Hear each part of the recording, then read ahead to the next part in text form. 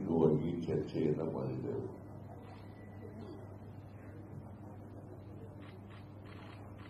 ಈ ಒಟ್ಟಿಗೆ ಪ್ರಚಾರ ಮಾಡಬೇಕು ಅಂತಕ್ಕಂಥದ್ದು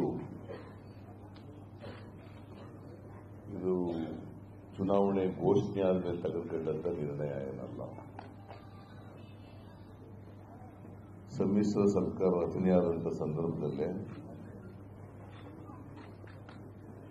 ಎರಡೂ ಪಕ್ಷಗಳ ಬಗ್ಗೆ ಆಗಿದ್ದಂಥ ಅಂಡರ್ಸ್ಟ್ಯಾಂಡಿಂಗ್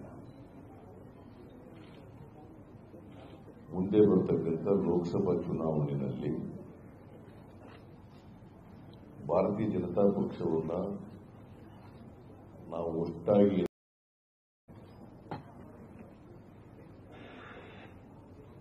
ಕರ್ನಾಟಕದಲ್ಲಿ ಅಧಿಕ ಸ್ಥಾನಗಳನ್ನು ಗೆಲ್ಲಬೇಕು, ಎರಡೂ ಪಕ್ಷದವರು ಒಟ್ಟಾಗಿ ಸೇರಿ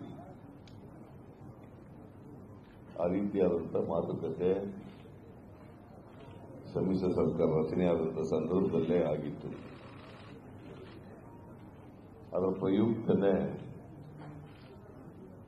ಕರ್ನಾಟಕದಲ್ಲಿ ನಡೆದಂಥ ಉಪಚುನಾವಣೆಯಲ್ಲಿ ನಾವು ಹೊಂದಾಣಿಕೆ ಮಾಡಿಕೊಂಡು ಚುನಾವಣೆಯನ್ನು ಎದುರಿಸಿದ್ದೇವೆ. ಬಳ್ಳಾರಿ, ಶಿವಮೊಗ್ಗ, ಮಂಡ್ಯ ಲೋಕಸಭಾ ಕ್ಷೇತ್ರಗಳು, ರಾಮನಗರ ಮತ್ತು ಜಮಖಂಡಿ ವಿಧಾನಸಭಾ ಕ್ಷೇತ್ರಗಳು ಇವುಗಳನ್ನು ಜಂಟಿಯಾಗಿ ನಾವು ಎದುರಿಸಿದ್ದೆವು. ಶಿವಮೊಗ್ಗದಲ್ಲಿ ಸ್ವಲ್ಪದಲ್ಲಿ ನಾವು ಸೋತು, ಉಳಿದ ಕ್ಷೇತ್ರಗಳಲ್ಲಿ ನಾವು ಗೆದ್ದೆವು. ಬಿಜೆಪಿ ಉಳಿದ ಕ್ಷೇತ್ರಗಳಲ್ಲಿ ಗೆಲ್ಲಲಿಕ್ಕಾಗಲಿಲ್ಲ. ಮತ್ತೆ ಭಾರಿ ಅಂತರದಿಂದ ಗೆದ್ದೆವು ನಾವು. ಜಮಖಂಡಿನಲ್ಲಿ 39,000 ಅಂತರದಿಂದ, ರಾಮನಗರದಲ್ಲಿ 1,00,000ಕ್ಕೂ ಹೆಚ್ಚು ಮತಗಳ ಅಂತರದಿಂದ, ಬಳ್ಳಾರಿಯಲ್ಲಿ 2,40,000 ಮತಗಳ ಅಂತರದಿಂದ, ಮಂಡ್ಯದಲ್ಲಿ 3,00,000ಕ್ಕೂ ಹೆಚ್ಚು ಮತಗಳ ಅಂತರದಿಂದ, ಶಿವಮೊಗ್ಗದಲ್ಲಿ ಮಾತ್ರ ನಾವು 50,000 ಸೋತು. ಅದು ಏನು ಹಿಂದೆ ಯಡಿಯೂರಪ್ಪನವರು 3,60,000 ಮತಗಳ ಅಂತರದಿಂದ ಗೆದ್ದಿದ್ರು 2014ರಲ್ಲಿ. ನಾವು ಜಂಟಿಯಾಗಿ ಹೋರಾಟ ಮಾಡಿದ ಮೇಲೆ ಆ ವ್ಯತ್ಯಾಸ ಮಾರ್ಜಿನ್ ಬಹಳ ದೊಡ್ಡ ಪ್ರಮಾಣದಲ್ಲಿ ಕಡಿಮೆ ಆಯಿತು. 50,000 ನಾವು ಸೋತು. ಅದನ್ನು ಕೂಡ ಗೆಲ್ತಿದ್ದ. ಇನ್ನೂ ಸ್ವಲ್ಪ ಹೆಚ್ಚು ಎಫರ್ಟ್ಸ್ ಹಾಕಿದ್ರೆ ಅದನ್ನು ಕೂಡ ಗೆಲ್ತಿದ್ದವು.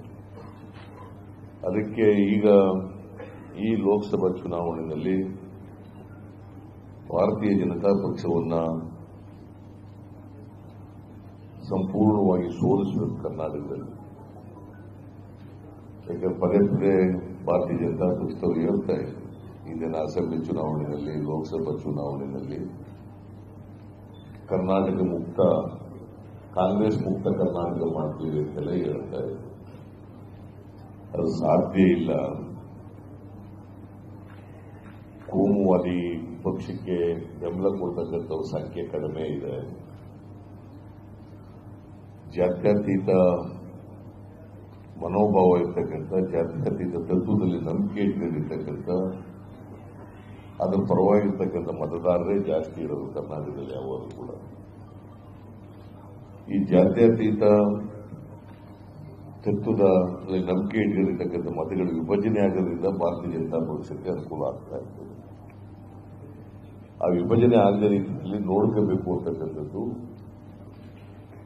ಒಟ್ಟಾಗಿ ನಾವು ಚುನಾವಣೆಯನ್ನು ಎದುರಿಸ್ತಾ ಇರ್ತಕ್ಕಂಥ ಉದ್ದೇಶ. ಮತ್ತೆ ಭಾರತೀಯ ಜನತಾ ಪಕ್ಷದವರು ಕರ್ನಾಟಕದಲ್ಲಿ ಯಾವ ಕಾರಣಕ್ಕೂ ಕೂಡ ಅವರು ಗೆಲ್ಲಬಾರದು ಈ ಉದ್ದೇಶದಿಂದ ನಾವು ಈ ಚುನಾವಣೆಯನ್ನು ಕೂಡ ಒಟ್ಟಾಗಿ ಎದುರಿಸ್ತಾ ಇದ್ದೀವಿ. ಈಗಾಗಲೇ ಸೀಟ್ಗಳ ಹಂಚಿಕೆ ಆಗಿದೆ. ಅಭ್ಯರ್ಥಿಗಳು ಘೋಷಣೆ ಆಗುತ್ತೆ. ಇನ್ನೊಂದು 2 ದಿನ 3 ದಿನಗಳಲ್ಲಿ ಅಭ್ಯರ್ಥಿಗಳು ಕೂಡ ಘೋಷಣೆ ಆಗ್ತವೆ. ಎಲ್ಲಾ ಜಿಲ್ಲಾ ಘಟಕಗಳಿಗೆ ನಮ್ಮ ಪಕ್ಷದ ವತಿಯಿಂದ ಕೂಡ ಮತ್ತೆ JDS ಪಕ್ಷದ ವತಿಯಿಂದ ಕೂಡ ಎಲ್ಲ ಜಿಲ್ಲಾ ಘಟಕದ ಅಧ್ಯಕ್ಷರುಗಳಿಗೆ, ಬೇರೆ ಬೇರೆ ಲೀಡರ್ಗಳಿಗೆ, ಶಾಸಕರುಗಳಿಗೆ, ಲೋಕಸಭಾ ಸದಸ್ಯರುಗಳಿಗೆ ಪಕ್ಷದ ವತಿಯಿಂದ ಕಟ್ಟುನಿಟ್ಟಿನ ನಿರ್ದೇಶನ ಹೋಗುತ್ತದೆ. ಯಾವುದೇ ಸಣ್ಣ ಪುಟ್ಟ ಭಿನ್ನಾಭಿಪ್ರಾಯಗಳಿದ್ರೂ ಕೂಡ, ವ್ಯತ್ಯಾಸಗಳಿದ್ರೂ ಕೂಡ ಅವೆಲ್ಲವನ್ನು ಕೂಡ ಸಂಪೂರ್ಣವಾಗಿ ಮರೆತು ಬಿಜೆಪಿ ಸೋಲಿಸದೇ ನಮ್ಮ ಏಕೈಕ ಗುರಿ. ಅದು ರಾಜ್ಯದ ಹಿತದೃಷ್ಟಿಯಿಂದ, ರಾಷ್ಟ್ರದ ಹಿತದೃಷ್ಟಿಯಿಂದ, ಸಂವಿಧಾನ ಪ್ರಜಾಪ್ರಭುತ್ವದ ಹಿತದೃಷ್ಟಿಯಿಂದ ಈ ಚುನಾವಣೆಯಲ್ಲಿ ಎಲ್ಲರೂ ಕೂಡ ಒಗ್ಗಟ್ಟಿನಿಂದ ಕೆಲಸ ಮಾಡಬೇಕು ಅಂತಕ್ಕಂಥ ನಿರ್ದೇಶನ ಕೂಡ ಎಲ್ಲ ಕಡೆ ಹೋಗ್ತದೆ. ಅದ್ರ ಜೊತೆಗೆ ಅವ್ರ ಪಾರ್ಟಿಯಿಂದ ಒಬ್ಬರು, ನಮ್ಮ ಪಾರ್ಟಿಯಿಂದ ಒಬ್ಬರು ಅಬ್ಸರ್ವರ್ಸ್ನ ಕೂಡ ಪ್ರತಿ ಜಿಲ್ಲೆಗೆ ಹಾಕ್ತೀವಿ. ಯಾಕಂದ್ರೆ ಕೋಆರ್ಡಿನೇಷನ್ ಮಾಡ್ತಕ್ಕಂಥದ್ದು ಕೂಡ ಮುಖ್ಯ ಆಗ್ತದೆ. ಯಾಕಂದ್ರೆ ದೇವೇಗೌಡರು ಅವ್ರ ಕಾರ್ಯಕರ್ತರಿಗೆ ಕಟ್ಟುನಿಟ್ಟಿನ ಸೂಚನೆ ಕೊಡ್ತಕ್ಕಂಥದ್ದು ಒಂದು ಭಾಗ, ನಾವು ನಮ್ಮ ಪಕ್ಷದಿಂದ ಕಟ್ಟುನಿಟ್ಟಿನ ಸೂಚನೆ ಕೊಡ್ತಕ್ಕಂಥದ್ದು ಒಂದು ಭಾಗ. ಅದರ ಜೊತೆಗೆ ಅದು ಹಾಗೇನೆ ಮುಂದುವರ್ಕೊಂಡು ಹೋಗಬೇಕು ಚುನಾವಣೆವರೆಗೆ ಅನ್ನೋ ಕಾರಣಕ್ಕೋಸ್ಕರ, ಮತ್ತೆ ಅದು ಫಲಪ್ರದ ಆಗಬೇಕು ಸಂಪೂರ್ಣವಾಗಿ ಅನ್ನೋ ಕಾರಣಕ್ಕೋಸ್ಕರ ಅಬ್ಸರ್ವರ್ಸ್ಗಳನ್ನ ಕೂಡ ನಾವು ನೇಮಕ ಮಾಡ್ತೀವಿ. ಸೀನಿಯರ್ ಲೀಡರ್ಸ್ಗಳನ್ನ ಎರಡೂ ಕಡೆಯಿಂದ ಒಂದೊಂದು ಪಾರ್ಲಿಮೆಂಟ್ ಕ್ಷೇತ್ರಕ್ಕೆ ಅವ್ರ ಕಡೆಯಿಂದ ಒಬ್ಬರು, ನಮ್ಮ ಕಡೆಯಿಂದ ಒಬ್ಬರು, ಅದನ್ನು ಕೂಡ ನೇಮಕ ಮಾಡ್ತಕ್ಕಂಥದ್ದು ಮಾಡ್ತೇವೆ. ನನಗೆ ಸಂಪೂರ್ಣ ವಿಶ್ವಾಸ ಇದೆ, ನಮ್ಮ ಕಾರ್ಯಕರ್ತರು ಪಕ್ಷ ಏನು ತೀರ್ಮಾನ ಮಾಡಿದೆ, ಹೈಕಮಾಂಡ್ ಏನು ತೀರ್ಮಾನ ಮಾಡಿದೆ, ನಾವೇನು ತೀರ್ಮಾನಗಳನ್ನು ಮಾಡಿದ್ದೀವಿ, ಹಾಗೇನೆ JDSನವರು ಏನು ತೀರ್ಮಾನ ಮಾಡಿದ್ದಾರೆ, ಅದಕ್ಕೆ ನಮ್ಮ ಕಾರ್ಯಕರ್ತರು ಒಪ್ಪಿಕೊಂಡು, ಸಂಪೂರ್ಣವಾಗಿ ಒಪ್ಪಿಕೊಂಡು ಕೆಲಸ ಮಾಡ್ತಾರೆ ಅಂತಕ್ಕಂಥ ವಿಶ್ವಾಸ, ನಂಬಿಕೆ ನನಗಿದೆ. ಯಾಕಂದ್ರೆ ನಮ್ಮ ರಾಜಕೀಯ ಎದುರಾಳಿ ಇರ್ತಕ್ಕಂಥದ್ದು ಭಾರತೀಯ ಜನತಾ ಪಕ್ಷ. ಅವರನ್ನ ಸೋಲಿಸಬೇಕಾಗಿರ್ತಕ್ಕಂಥದ್ದು ಇವತ್ತು ರಾಜಕೀಯ ದೃಷ್ಟಿಯಿಂದ ಅನಿವಾರ್ಯ, ಅಗತ್ಯ. ಆ ಕೆಲಸವನ್ನು ಕೂಡ ಮಾಡ್ತೇವೆ. ಇದ್ರ ಜೊತೆಗೆ ಜಂಟಿಯಾಗಿ ಪ್ರಚಾರ ಸಭೆಗಳಲ್ಲೂ ಕೂಡ ಭಾಗವಹಿಸಿದ್ದೀವಿ. ಯಾವುದೇ ಕ್ಷೇತ್ರದಲ್ಲಿ ನಾನು, ದೇವೇಗೌಡರು, ಕುಮಾರಸ್ವಾಮಿ, ದಿನೇಶ್ ಗುಂಡೂರಾವ್ ಅವರು, ಮತ್ತೆ ಕೆಲವು ಪ್ರಚಾರ ಸಭೆಗಳಲ್ಲಿ ರಾಹುಲ್ ಗಾಂಧಿ ಅವರು, ದೇವೇಗೌಡರು, ನಾವೆಲ್ಲರೂ ಕೂಡ ಭಾಗವಹಿಸ್ತೀವಿ. ಅದನ್ನು ಪ್ರಥಮವಾಗಿ ಕರ್ನಾಟಕದಲ್ಲಿ ಒಂದು ಸಾರ್ವಜನಿಕ ಸಭೆಯನ್ನ ರಾಹುಲ್ ಗಾಂಧಿ ಅವರು ಭಾಗವಹಿಸಲಿಕ್ಕೆ, ಅದರಲ್ಲಿ ದೇವೇಗೌಡರು ಭಾಗವಹಿಸಲಿಕ್ಕೆ, ನಾವೆಲ್ಲರೂ ಕೂಡ ಭಾಗವಹಿಸಲಿಕ್ಕೆ ಮಾಡ್ತಕ್ಕಂಥ ಒಂದು ಮೈಸೂರು, ಬೆಂಗಳೂರಿನ ಆಸುಪಾಸಿನಲ್ಲಿ ಒಂದು ಸಭೆಯನ್ನು ನಾವು ಮಾಡ್ತೀವಿ. ಅದು most likely 31st of March. Most likely 31st of March. ಯಾಕಂದ್ರೆ ಇನ್ನು ರಾಹುಲ್ ಗಾಂಧಿ ಅವ್ರದ್ದು ಅವರ ಸಮಯನೂ ಕೂಡ ನಾವು ನೋಡ್ಕೊಂಡು ಮಾಡಬೇಕಾಗ್ತದೆ. ಅದಕ್ಕೋಸ್ಕರ ದೇವೇಗೌಡರು ಸೂಚಿಸಿದ್ದಾರೆ, ಮಾರ್ಚ್ 31ಕ್ಕೆ ಮಾಡೋಣ ಅಂತೇಳಿ ಅವರು ಸೂಚಿಸಿದ್ದಾರೆ. ರಾಹುಲ್ ಗಾಂಧಿ ಅವರ ವೇಣುಗೋಪಾಲ್ಗೂ, ನಮ್ಮ ರಾಜ್ಯದ ಉಸ್ತುವಾರಿ ಜನರಲ್ ಸೆಕ್ರೆಟರಿ ACC ಅವ್ರಿಗೂ ಕೂಡ ನಾವು ಈಗಾಗಲೇ ತಿಳಿಸಿದ್ದೀವಿ. ಮತ್ತು ದೇವೇಗೌಡರು ಮಾತಾಡಿದ್ದಾರೆ, ನಾವು ಮಾತಾಡಿದ್ದೀವಿ. ಇದರಿಂದ ರಾಹುಲ್ ಗಾಂಧಿ ಅವರು ಅದಕ್ಕೆ ಸಮಯ ಕೊಡ್ತಾರೆ ಅಂತಕ್ಕಂಥ ನಂಬಿಕೆ ಇದೆ. ಈಗ ಮಾರ್ಚ್ 1ನೇ ತಾರೀಕು ಬೆಂಗಳೂರಿನಲ್ಲಿ 31 ಮಾರ್ಚ್ 2019 ಅವತ್ತು ಸಾಯಂಕಾಲ, ಅದು ಜಾಗ ಎಲ್ಲಿ ಅನ್ನೋದು ನಿಗದಿ ಮಾಡ್ತೀವಿ. ಆಮೇಲೆ ಕೂತ್ಕೊಂಡು ಎರಡು ಪಕ್ಷದವರು ಕೂತ್ಕೊಂಡು ಜಾಗ ಎಲ್ಲಿ ಅನ್ನೋದು ನಿಗದಿ ಮಾಡ್ತೀವಿ, ಸಮಯನೂ ಕೂಡ ನಿಗದಿ ಮಾಡ್ತೀವಿ. 31ನೇ ತಾರೀಕು, ಮಾರ್ಚ್ 31ನೇ ತಾರೀಕು ಒಂದು ಐತಿಹಾಸಿಕವಾದಂಥ ಸಾರ್ವಜನಿಕ ಸಭೆಯನ್ನು ಏರ್ಪಾಡು ಮಾಡ್ತಿದ್ರು. ಅಲ್ಲಿಂದಲೇ ನಮ್ಮ ಚುನಾವಣಾ ರಣಕಹಳೆ ಪ್ರಾರಂಭ ಆಗ್ತದೆ. ಪ್ರಾರಂಭ ಆಗಿ ಅದು ಬರೀ ಕರ್ನಾಟಕ ಅಷ್ಟೇ ಅಲ್ಲ, ಸುತ್ತಮುತ್ತಲ ರಾಜ್ಯಗಳಿಗೂ ಕೂಡ, ರಾಷ್ಟ್ರ ಮಟ್ಟದಲ್ಲೂ ಕೂಡ ಒಂದು ದೊಡ್ಡ ಸಂದೇಶ ಹೋಗಬೇಕು ಅನ್ನೋ ಕಾರಣಕ್ಕೋಸ್ಕರ ಈ ಥರದ ಒಂದು ಮಾಡ್ತೇವೆ. ಅದಾದ್ಮೇಲೆ ನಾವು ಜಂಟಿಯಾಗಿ ಪ್ರಚಾರ ಸಭೆಗಳಲ್ಲಿ ಭಾಗವಹಿಸತಕ್ಕಂಥದ್ದು, ಪ್ರಚಾರ ಮಾಡ್ತಕ್ಕಂಥದ್ದು ನಾವೆಲ್ಲರೂ ಕೂಡ ಒಟ್ಟಿಗೆ ಮಾಡ್ತೀವಿ. ಒಟ್ಟಾರೆಯಾಗಿ 28 ಸ್ಥಾನಗಳನ್ನು ಕೂಡ ಗೆಲ್ಲಬೇಕು ಅಂತಕ್ಕಂಥದ್ದು ನಮ್ಮ ಉದ್ದೇಶ. 28 ಲೋಕಸಭಾ ಕ್ಷೇತ್ರಗಳನ್ನು ಕೂಡ ಗೆಲ್ಲಬೇಕು. ಅದಕ್ಕೆ ಬೇಕಾದಂಥ ತಯಾರಿ, ಅದಕ್ಕೆ ಬೇಕಾದಂಥ ಪ್ರಚಾರ, ಅದಕ್ಕೆ ಬೇಕಾದಂಥ ಕಾರ್ಯಕರ್ತರ ಮನಸ್ಸನ್ನ ಗಟ್ಟಿಗೊಳಿಸ್ತಕ್ಕಂಥದ್ದು, ಕಾರ್ಯಕರ್ತರಲ್ಲಿ ಹುರುಪನ್ನು ತುಂಬತಕ್ಕಂಥದ್ದು, ಆ ಕೆಲಸವನ್ನ ನಾವೆಲ್ಲರೂ ಕೂಡ ಮಾಡ್ತೀವಿ. ಎರಡೂ ಪಕ್ಷದವರು ಕೂಡ ಮಾಡ್ತೇವೆ ಅಂತಕ್ಕಂಥ ಮಾತನ್ನ ನಮಗೆ ತಿಳಿಸ್ತಾ, ಮತ್ತೆ ನಿಮ್ಮ ಸಹಕಾರನೂ ಕೂಡ ಇರಬೇಕಾಗ್ತದೆ. ನಿಮ್ಮ ಸಹಕಾರ ಬಹಳ ಮುಖ್ಯ.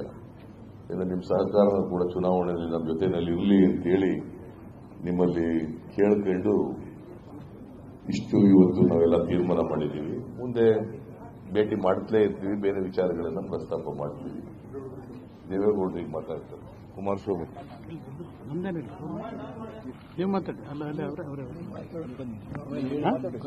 ನೀವು ಮಾತಾಡಿ, ಅವನು ನಮ್ಮ ಪ್ರೆಸಿಡೆಂಟ್ ಒಂದು 2 ನಿಮಿಷ ಮಾತಾಡಲಿ. ಅಲ್ಲಲ್ಲ, ಇವರು ದಿನೇಶ್ ದೇವೇಗೌಡ ಮಾತಾಡೋ ಸಾಕು. ಸ್ವಲ್ಪ ಇಲ್ಲ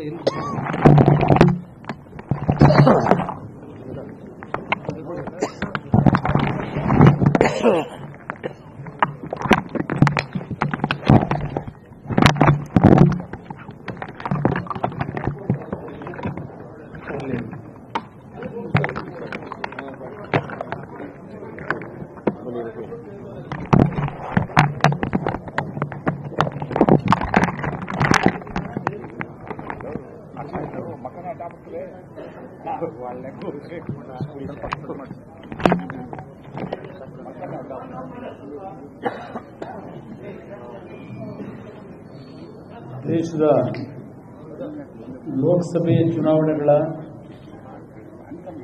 ನಾಮಪತ್ರಗಳನ್ನು ಸಲ್ಲಿಸತಕ್ಕಂಥ ಮೊದಲನೇ ಹಂತದ ಚುನಾವಣೆಗಳಿಗೆ ಇವತ್ತು ಪ್ರಕ್ರಿಯೆಗಳಿಂದ ಪ್ರಾರಂಭ ಆಗಿದೆ. ಇವತ್ತಿಂದ ನಾಮಪತ್ರಗಳನ್ನು ಸಲ್ಲಿಸತಕ್ಕಂಥ ಪ್ರಕ್ರಿಯೆ. ಇದರ ಹಿನ್ನೆಲೆಯಲ್ಲೇ ಕಳೆದ ವಿಧಾನಸಭೆ ಚುನಾವಣೆಯ ನಂತರ ರಾಜ್ಯದಲ್ಲಿ ಕಾಂಗ್ರೆಸ್ ಮತ್ತು JDS ಪಕ್ಷದ ನೇತೃತ್ವದಲ್ಲಿ ಮೈತ್ರಿ ಸರ್ಕಾರದ ರಚನೆಯನ್ನ ಮಾಡಿರ್ತಕ್ಕಂಥ ಉದ್ದೇಶವೇ ಒಂದು ಉತ್ತಮವಾದಂತಹ ಆಡಳಿತವನ್ನು ಕೊಡ್ತಕ್ಕಂಥದ್ರ ಮುಖಾಂತರ ಲೋಕಸಭೆ ಚುನಾವಣೆಯಲ್ಲಿ ಕರ್ನಾಟಕ ರಾಜ್ಯದಿಂದಲೇ ಒಂದು ದೊಡ್ಡ ಮಟ್ಟದ ಸಂದೇಶ ದೇಶಕ್ಕೆ ಹೋಗಬೇಕು ಅಂತಕ್ಕಂಥ ಉದ್ದೇಶಗಳಿಂದ ಮೈತ್ರಿ ಸರ್ಕಾರದ ರಚನೆಯನ್ನು ನಾವೇನು ಮಾಡಿದ್ದೇವೆ.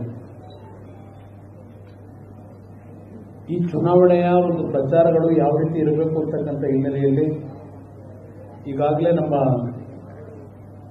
ಸಮನ್ವಯ ಸಮಿತಿಯ ಅಧ್ಯಕ್ಷರು, ಮಾಜಿ ಮುಖ್ಯಮಂತ್ರಿಗಳು, ನನಗೆ ಮಾರ್ಗದರ್ಶಕರು ಆಗಿರತಕ್ಕಂಥ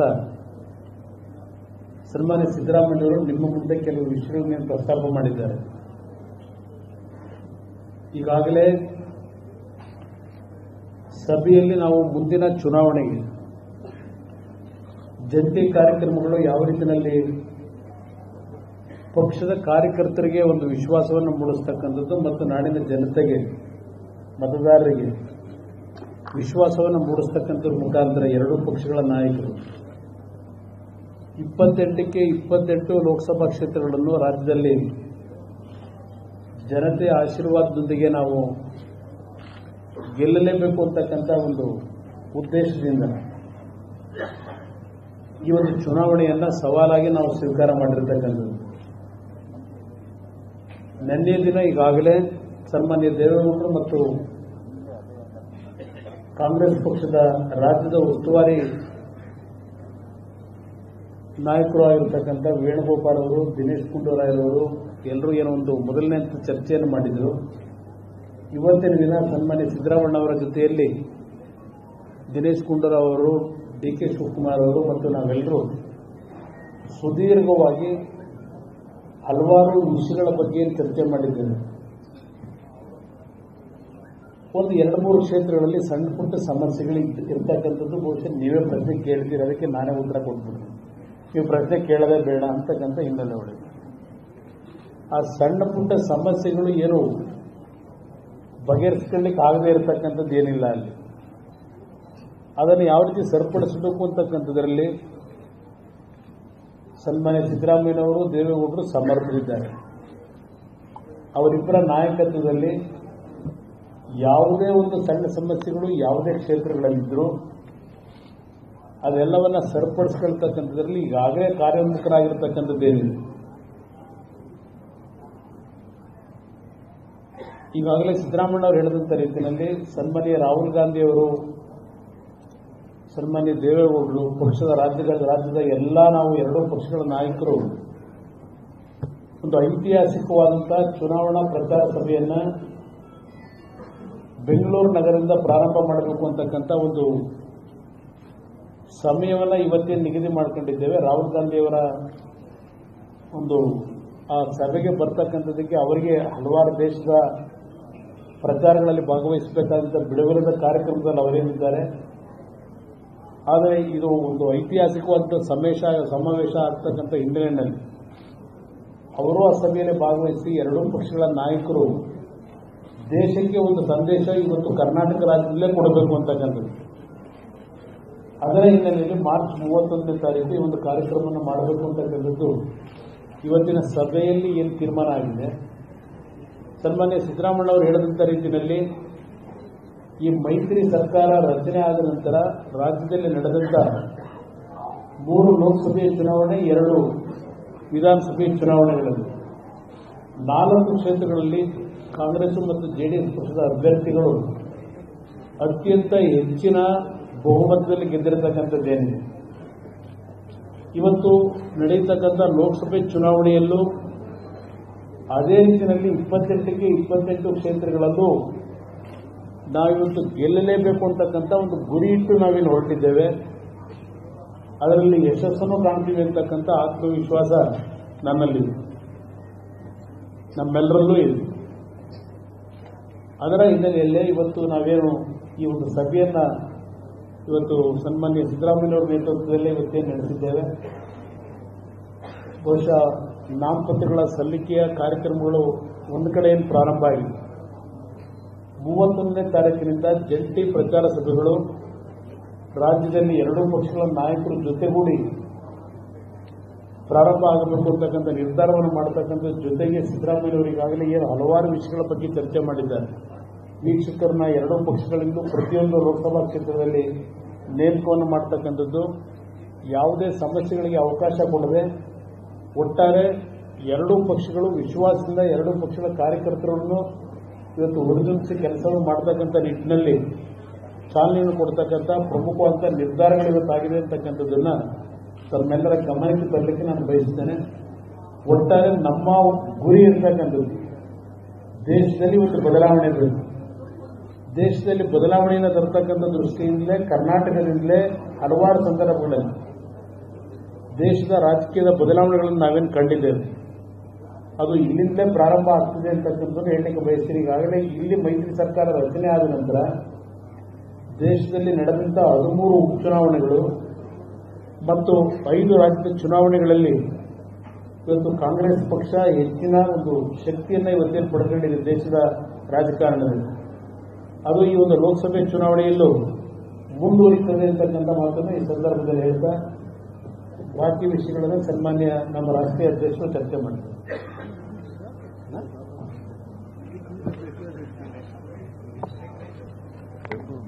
ನೀವು ಕನ್ಫರ್ಮ್ ಮಾಡಬಹುದು.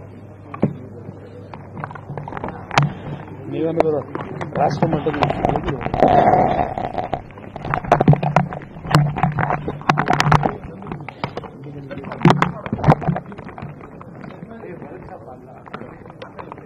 ಕಾಣೋದಿಲ್ಲ. ಈಗಾಗಲೇ ಮಾಜಿ ಮುಖ್ಯಮಂತ್ರಿಗಳು,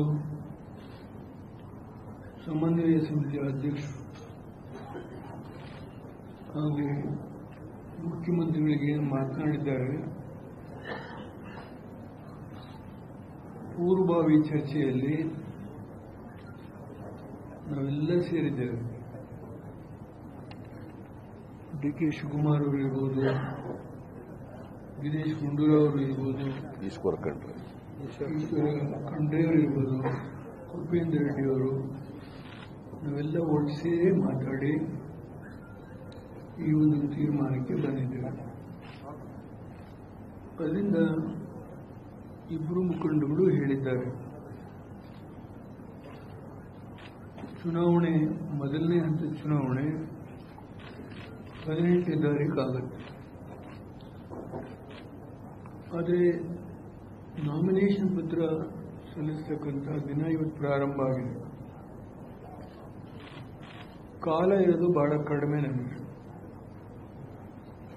31ನೇ ತಾರೀಕು ರಾಹುಲ್ ಗಾಂಧಿಯವರ ನೇತೃತ್ವದಲ್ಲಿ ಈ ಒಂದು ಬೃಹತ್ ಸಮಾವೇಶವನ್ನು ಮಾಡಬೇಕು ಅಂತ ತೀರ್ಮಾನ ಮಾಡಿದ್ವಿ. ಅದಕ್ಕೆ ವ್ಯವಸ್ಥೆ ಮಾಡೋದು ಒಂದು ಕಡೆ ಇದ್ರೆ, ನಾವು 31 ಕೂತ್ಕೊಳ್ಳೋದಿಲ್ಲ. ನಮಗೇನು ಸ್ಥಾನಗಳ ವಿಂಗಡಣೆ ಆಗಿದೆ. 8 ಲೋಕಸಭಾ ಕ್ಷೇತ್ರ, 20 ಲೋಕಸಭಾ ಕ್ಷೇತ್ರ ಕಾಂಗ್ರೆಸ್ಗೆ. ಈ 2 ತೀರ್ಮಾನಗಳ ಹಿನ್ನೆಲೆಯಲ್ಲಿ ಎಲ್ಲೆಲ್ಲಿ ನಾವು ಇರ್ತಕ್ಕಂಥ ಭಿನ್ನಾಭಿಪ್ರಾಯಗಳನ್ನು ಈಗಲೇ ಶಮನ ಮಾಡಿ ಅದು ಮುಂದುವರಿಯಕ್ಕೆ ಅವಕಾಶ ಕೊಡೋದಕ್ಕೆ ನೋಡಿಕೊಳ್ಳೋದಕ್ಕೆ ಒಂದು ತೀರ್ಮಾನಕ್ಕೂ ಬಂದಿದ್ದೇವೆ. ಹಳೆ ಮೈಸೂರು ಭಾಗದಲ್ಲಿ ಈ ಪ್ರಥಮ ಹಂತದ ಚುನಾವಣೆ ನಡೆಯುತ್ತೆ.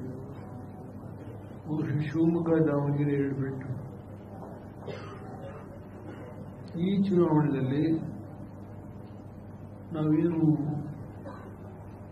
ನಾಮಿನೇಷನ್ ಪತ್ರ ಹಾಕೋದಕ್ಕಿಂತ ಮುಂಚೆನೆ ಕೆಲವು ಸಣ್ಣ ಪುಟ್ಟ ವ್ಯತ್ಯಾಸಗಳೇನಿದೆ ಶಮನ ಮಾಡೋದು ಮೊದಲನೇ ನಮ್ಮ ಕರ್ತವ್ಯ. ಟೈಮು ಬಹಳ ಕಡಿಮೆ ಇದೆ, ಅದರಿಂದ ಕೆಲಸ ಮಾಡ್ತೇವೆ. ಯಾವುದೇ ಚುನಾವಣೆ ಕ್ಷೇತ್ರದಲ್ಲಿ ಸ್ವಲ್ಪ ಬಿಕ್ಕಟ್ಟಿದ್ರೆ ಆ ಹೊಣೆಗಾರಿಕೆಯನ್ನು ನಾನು, ಸಿದ್ದರಾಮಯ್ಯ, ಕುಮಾರಸ್ವಾಮಿ ಅವರು, ಡಿ.ಕೆ. ಶಿವಕುಮಾರ್ ಇರ್ತಾರೆ, ದಿನೇಶ್ ಗುಂಡೂರಾವ್ ಇರ್ತಾರೆ, ಆ ಭಾಗ ಪರಮೇಶ್ವರ್ ಇರ್ತಾರೆ. ಈ ಹಂತದಲ್ಲೇ ಆ ಒಂದು ಬಿಕ್ಕಟ್ಟನ್ನು ಬಗೆಹರಿಸಿಕೊಳ್ಳಿಕ್ಕೂ ಪ್ರಯತ್ನ ಮಾಡ್ತೇವೆ. ಇಲ್ಲಿಂದ ಮುಂದಕ್ಕೆ ಶಾಸಕರಾಗಲಿ, ಜಿಲ್ಲಾ ಮಟ್ಟದ ಮುಖಂಡಗಳಾಗಲಿ ಯಾವುದೇ ರೀತಿಯ ಒಡಕು ಮಾತುಗಳನ್ನು ಆಡಬಾರದು. ಏನೇ ಇದ್ರೂ ನಾನು ಸಹಕರಿಸ್ತೇನೆ. ಸಿದ್ದರಾಮಯ್ಯರು ಇದ್ದಾರೆ, ಚೀಫ್ ಮಿನಿಸ್ಟರ್ ಇದ್ದಾರೆ, 2 ಪಕ್ಷದ ಮುಖಂಡರು ಇದ್ದಾರೆ, ದಿನೇಶ್ ಗುಂಡೂರಾವ್ ಸೇರಿದ್ದಾರೆ. ಅದರಿಂದ 23 2ನೇ ಹಂತ ಚುನಾವಣೆ ಮುಗಿದೋಗಿ ಇಡೀ ದೇಶ ಚುನಾವಣೆ ಮೇ ಎಂಡೂರಿಗೆ ನಡೆಯೋದ್ರಿಂದ ನಮಗೆ 23 ಮಾರ್ಚ್ಗೆ ಮುಗಿದೋಗಿ. ಅದಾದ್ಮೇಲೆ ಏನೇ ಇದ್ರು ಅದೇ ಮೇನಲ್ಲಿ, ಏಪ್ರಿಲ್, ಸಾರಿ, ಅದಾದ್ಮೇಲೆ ರಾಜ್ಯದ ಆಡಳಿತ ನಡ್ಕೊಂಡು ಹೋಗುತ್ತೆ. ಅಲ್ಲೂ ಏನಾದರೂ ವ್ಯತ್ಯಾಸಗಳಿದ್ರೆ ಸರಿಪಡಿಸ್ಕೊಳ್ತಾರೆ. ನಮ್ಮ ಮೂಲ ಉದ್ದೇಶ ಈಗಾಗಲೇ ಸಿದ್ದರಾಮಯ್ಯ ಹೇಳಿದಾಗೆ ಈ ಒಂದು ಕೋಮು ಶಕ್ತಿಯನ್ನು ತಡೆಗಟ್ಟಬೇಕು ಅನ್ನೋದು ಮುಖ್ಯ ಇದೆ. ಮೈಸೂರಲ್ಲಿ ಏನಾಗುತ್ತೆ, ಮಂಡ್ಯದಲ್ಲಿ ಏನಾಗುತ್ತೆ, ದಿನನಿತ್ಯ ನಿಮ್ಮಗಳ ಮನಸ್ಸಿನ ಸಂಶಯಗಳನ್ನೆಲ್ಲ ನಾವು ಇವತ್ತು ಕೂತು ನಿವಾರಣೆ ಮಾಡ್ತೇವೆ. ಇಂಥ ಬಿಕ್ಕಟ್ಟುಗಳು ಎಲ್ಲೇ ಇದ್ರೂ ಸರಿಪಡಿಸಿ ಈ ಕ್ಷೇತ್ರಗಳಲ್ಲಿ ನಾವು ಜಯಗಳಿಸತಕ್ಕಂಥದ್ದಕ್ಕೆ ಸರ್ವ ಪ್ರಯತ್ನವೂ ಮಾಡೋದಷ್ಟೇ ಅಲ್ಲ, ಯಶಸ್ಸನ್ನು ಕಾಣ್ತೇವೆ. ಇದನ್ನು ನೀವು ಮುಂದೆ ಸಾಧ್ಯವಾದ ಭಾವನೆ ಇದ್ರೆ ಕಾದು ನೋಡಬಹುದು. ನೀವು ಅದಕ್ಕಿಂತ ಹೆಚ್ಚು ಹೇಳಲ್ಲ. ಅದರಿಂದ ಮಾರ್ಚ್ 31 ಅವರು ಎಷ್ಟೇ ಕಾರ್ಯಕ್ರಮಗಳು ರಾಹುಲ್ ಗಾಂಧಿಯವರಿದ್ದರು, ಬೇರೆ ಕಡೆ ಇರಿದ್ದವರಿಗೆ ರಾಷ್ಟ್ರ ಮಟ್ಟದ ಮುಖಂಡರು. ನಾವು ವೇಣುಗೋಪಾಲ್ ಹತ್ರ ಮಾತನಾಡಿ ಅವರಿಗೆ ಒಪ್ಪಿಸಿದ್ದೇವೆ. ಅವ್ರು ಕರ್ಕೊಂಡು ಬರಲಿಕ್ಕೂ ಒಪ್ಪಿದ್ದಾರೆ. ಯಾಕೆ ಈ ಒಂದು ತೀರ್ಮಾನ ಬಂದ್ವಿ ಅಂದರೆ, ಒಂದು ರಾಷ್ಟ್ರೀಯ ಪಕ್ಷದ ನಾಯಕರು ಅವರ ಮುಖಂಡತ್ವದಲ್ಲೇ ಇವತ್ತು ದೇಶದಲ್ಲಿ ರಾಷ್ಟ್ರೀಯ ಪಕ್ಷದ ನಾಯಕರ ಮುಖಂಡತ್ವದಲ್ಲಿ ಪ್ರಾದೇಶಿಕ ಪಕ್ಷಗಳು ನಾವೊಂದು ತೀರ್ಮಾನಕ್ಕೆ ಬಂದಿದ್ದೇವೆ. ಒಂದೊಂದು ರಾಜ್ಯದಲ್ಲಿ ಒಂದೊಂದು ಸಮಸ್ಯೆಗಳಿರ್ಬೋದು, ಆದರೆ ಮಹಾಗಠಬಂಧನ ಬಗ್ಗೆ ಮೋದಿಯವರು ಬಹಳ ವ್ಯಾಖ್ಯಾನ ಮಾಡ್ತಾರೆ, ಲಘುವಾಗಿ ಮಾತನಾಡ್ತಾರೆ. ಅವರ ಶಬ್ದ ಪ್ರಯೋಗ ಒಂದೊಂದು ಸಾರಿ ನಮಗೆ ಪ್ರಚೋದನೆ ಕೂಡ ಆಗುತ್ತೆ. ಇನ್ನೂ 15 ರಾಜ್ಯಗಳಲ್ಲಿ ಅವರು ಗಠಬಂಧನ ಸರ್ಕಾರವೇ ನಡೆಸ್ತಾ ಇದ್ದಾರೆ ಭಾರತೀಯ ಜನತಾ ಪಾರ್ಟಿಯವರು. ಅದರ ವಿರುದ್ಧನೇ ಮಾತನಾಡ್ತಾರೆ ಅವರು. ಅದರಿಂದ ಹೆಚ್ಚು ಹೇಳೋದ್ರ ಬದಲಾಗಿ ನಮ್ಮ ಐಕ್ಯತೆಯಿಂದ ಉತ್ತರ ಕೊಡ್ತಿರೋರಿಗೆ ಬಹುಶಃ ಕಾಂಗ್ರೆಸ್ JDS ಮೈತ್ರಿ ಸರ್ಕಾರ ಇಡೀ ರಾಷ್ಟ್ರದಲ್ಲಿ ಕರ್ನಾಟಕ ಒಂದೇ. ಅದರಿಂದ ನಾವು ಪರಮೇಶ್ವರ್ ಕುಮಾರಸ್ವಾಮಿ ಗುರುತು ತಗೊಳ್ಳುವಾಗ ಸೋನಿಯಾ ಗಾಂಧಿಯವರು ರಾಹುಲ್ ಗಾಂಧಿಯವರ ಮಾರ್ಗದರ್ಶನದಲ್ಲಿ ನಮ್ಮ ರಾಷ್ಟ್ರದ ಜಾತ್ಯತೀತ ವ್ಯವಸ್ಥೆಯಲ್ಲಿ ನಂಬಿಕೆ ಇರತಕ್ಕಂಥ ಎಲ್ಲ ಮುಖಂಡಗಳು ಬಂದಿದ್ದಾರೆ. ಅದು ರಾಷ್ಟ್ರಕ್ಕೆ ಅಲ್ಲ, ವಿಶ್ವಕ್ಕೆ ಕೊಟ್ಟಂತ ಒಂದು ಹೊಸ ರಾಜಕೀಯ ಸಂದೇಶ. ಇವತ್ತು ನಾಳೆ ರಾಹುಲ್ ಗಾಂಧಿಯವರ ನೇತೃತ್ವದಲ್ಲಿ ನಡೆಯುವ ಐತಿಹಾಸಿಕ ಸಭೆ ಏನಿದೆ, ಇಡೀ ರಾಷ್ಟ್ರಕ್ಕೆ ಒಂದು ಮೆಸೇಜ್ ಕೊಡುತ್ತೆ. ಕರ್ನಾಟಕದಲ್ಲಿ ಈ ಮೈತ್ರಿ ಸರ್ಕಾರ ಉಳಿಯಿತು ಹೋಗುತ್ತೋ, ಒಂದು ಐಕ್ಯತೆ ಇಲ್ಲ, ಇದೆಲ್ಲ ಏನೇನು ಭಾವನೆಗಳು ಇಲ್ಲಿವರೆಗೆ ಬಂದಿತ್ತು ಅದೆಲ್ಲಕ್ಕೂ ತೆರೆ ಎಳೆದಿದ್ದೇವೆ. ನಾನು ಸಿದ್ದರಾಮಯ್ಯವರು ಹಲವಾರು ಕಡೆ ಒಟ್ಟುಗೂಡಿ ಕೆಲಸ ಮಾಡಿದ್ದೇವೆ. ಇದನ್ನು ನಾವಿಬ್ಬರು ಪಕ್ಕದಲ್ಲೇ ಓದಿದ್ದೇವೆ. ಇದರಲ್ಲಿ ಯಾವ ಸಂಶಯ ಬೇಡ.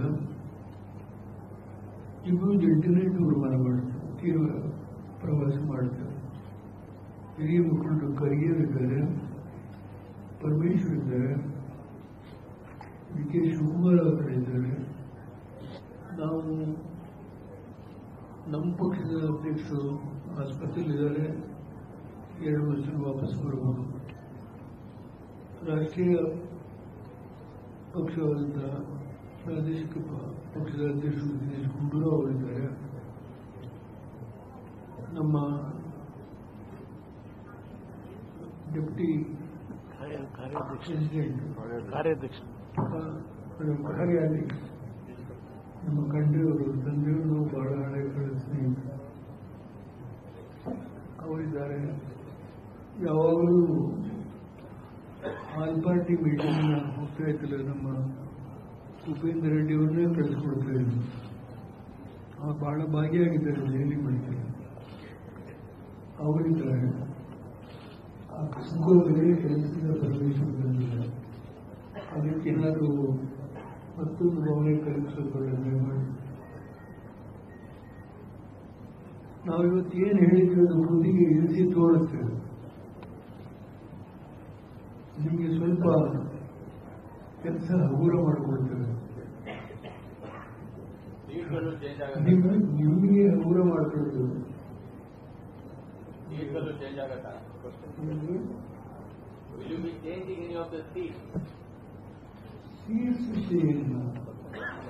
ನಮ್ಗೆ ಎಷ್ಟು ಕೊಟ್ಟಿದ್ದಾರೆ, ಅವರು 20 ತಗೊಂಡಿದ್ದಾರೆ. ಅದರಲ್ಲಿ ಏನು ಇನ್ನೂ ಅಂತ ಮಹತ್ವವಾದ ಬದಲಾವಣೆ ಚರ್ಚೆ ಮಾಡಿದೆ. ಅದರ ಬಗ್ಗೆ ನಾವು ಇಷ್ಟೆಲ್ಲ ತೀರ್ಮಾನ ಬಂದಿದ್ದೇವೆ. ಪುರೇಶ್ವರಿಗೆ ವಿಶ್ವಾಸ ಏನು ಅಭಿಮಾನ ಇರ್ತದೆ ಕೂಡ ಈಗ ದೇವೇಗೌಡರಿದ್ದಾರೆ, ನಿಲ್ಲೋದಿಲ್ವಾ? ಎಲ್ಲ ಪ್ರಶ್ನೆ ಇದ್ರೆ ಪ್ರಶ್ನೆ ಇದ್ದಾವೆ. ದೇವೇಗೌಡರು ಮೈಸೂರಿಗೆ ಹೋಗ್ತಾರ, ಹೋಗೋದಿಲ್ವಾ? ಎಲ್ಲ ಸಮಸ್ಯೆಗೆ ತೆರೆಯಿರ್ತೇವೆ. ನಾನು ಸಿದ್ದರಾಮಯ್ಯ ಒಟ್ಟಿಗೆ ಹೋಗ್ತೇವೆ ಅಂದರೆ ಸಂಶಯ ನಿಮಗೆ ಬಿಟ್ಟರೆ ಚರ್ಚೆ ಬೇಡ. ನಮ್ಮ ಹೋರಾಟ ಇರೋದು, ಹಠ ಇರೋದು, ಛಲ ಇರೋದು ಈ ರಾಜ್ಯದಲ್ಲಿ. ಇವತ್ತೇನು ಭಾರತೀಯ ಜನತಾ ಪಾರ್ಟಿ 16 ಸ್ಥಾನ ಗಳಿಸಿದೆ. ನಾವೆರಡೇ ತಿಳಿದುಕೊಂಡಿರೋದು. ಸಿದ್ದರಾಮಯ್ಯರು ಮುಖ್ಯಮಂತ್ರಿಯಾಗಿ 10 ಸ್ಥಾನ ಗಳಿಸಿದ್ದಾರೆ. ಅದರಿಂದ ಇವತ್ತು ನಮ್ಮ 12 ಸ್ಥಾನಗಳನ್ನು ಉಳಿಸಿಕೊಳ್ಳೋದ್ರ ಜೊತೆಗೆ ಭಾರತೀಯ ಜನತಾ ಪಾರ್ಟಿ 16 ಸ್ಥಾನ ಇದೆಯೋ ಅದರಲ್ಲಿ ನಾವಿಬ್ಬರು ಒಟ್ಟಾಗಿ ಹೋಗೋದ್ರಿಂದ ಬಹುತೇಕ ಮೆಜಾರಿಟಿ ಸ್ಥಾನಗಳನ್ನು ನಾವು ಪಡೆಯಲಿಕ್ಕೆ ನಮಗೆ ಸಾಧ್ಯ ಇದೆ ಅನ್ನೋ ದೃಢವಾದ ನಂಬಿಕೆ ಇದೆ. ನನಗೂ ಗೊತ್ತಿದೆ ಕರ್ನಾಟಕ ಅಂತ ಹೇಳಿ, ಸಿದ್ದರಾಮಯ್ಯಗೂ ಗೊತ್ತಿದೆ. ನಾನು ಗರ್ವದಿಂದ ಹೇಳೋದಿಲ್ಲ, ಅವರು 2 ಡಿಜಿಟ್ಸ್ ಕಾಣಲಿಕ್ಕೆ ಬಿಡಲ್ಲ. ಅದಕ್ಕಿಂತ ಹೆಚ್ಚು ಹೇಳಬೇಡ. ಈಗ ಅವ್ರ ಹಿಂದಿನ 2 ಡಿಜಿಟಲ್ಲಿ ಸ್ವಲ್ಪ ಮಟ್ಟಿಗೆ ಬಹಳ ಎತ್ತರದಲ್ಲಿ ಮಾತಾಡ್ತಾ ಇದ್ರು. ಆ 2 ಡಿಜಿಟನ್ನ ರೀಚ್ ಮಾಡಿ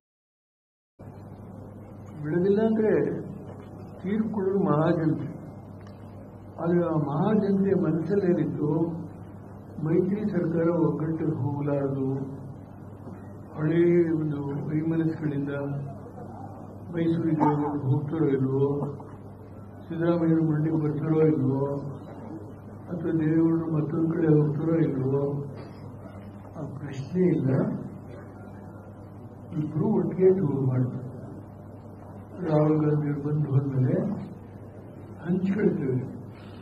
ಡಿ ಕೆ ಶಿವಕುಮಾರ್ ಎಂದು ಹೋಗ್ಬೋದು, ಪರಮೇಶ್ವರ್ ಎಂದು ಹೋಗ್ಬೋದು, ಗುಂಡೂರಾವ್ ಎಂದು ಹೋಗ್ಬೋದು. ಮೊದಲನೇ ಹಂತದ ಚುನಾವಣೆ 18ನೇ ತಾರೀಕು ಮುಗಿದೋಗ್ಬೋದು.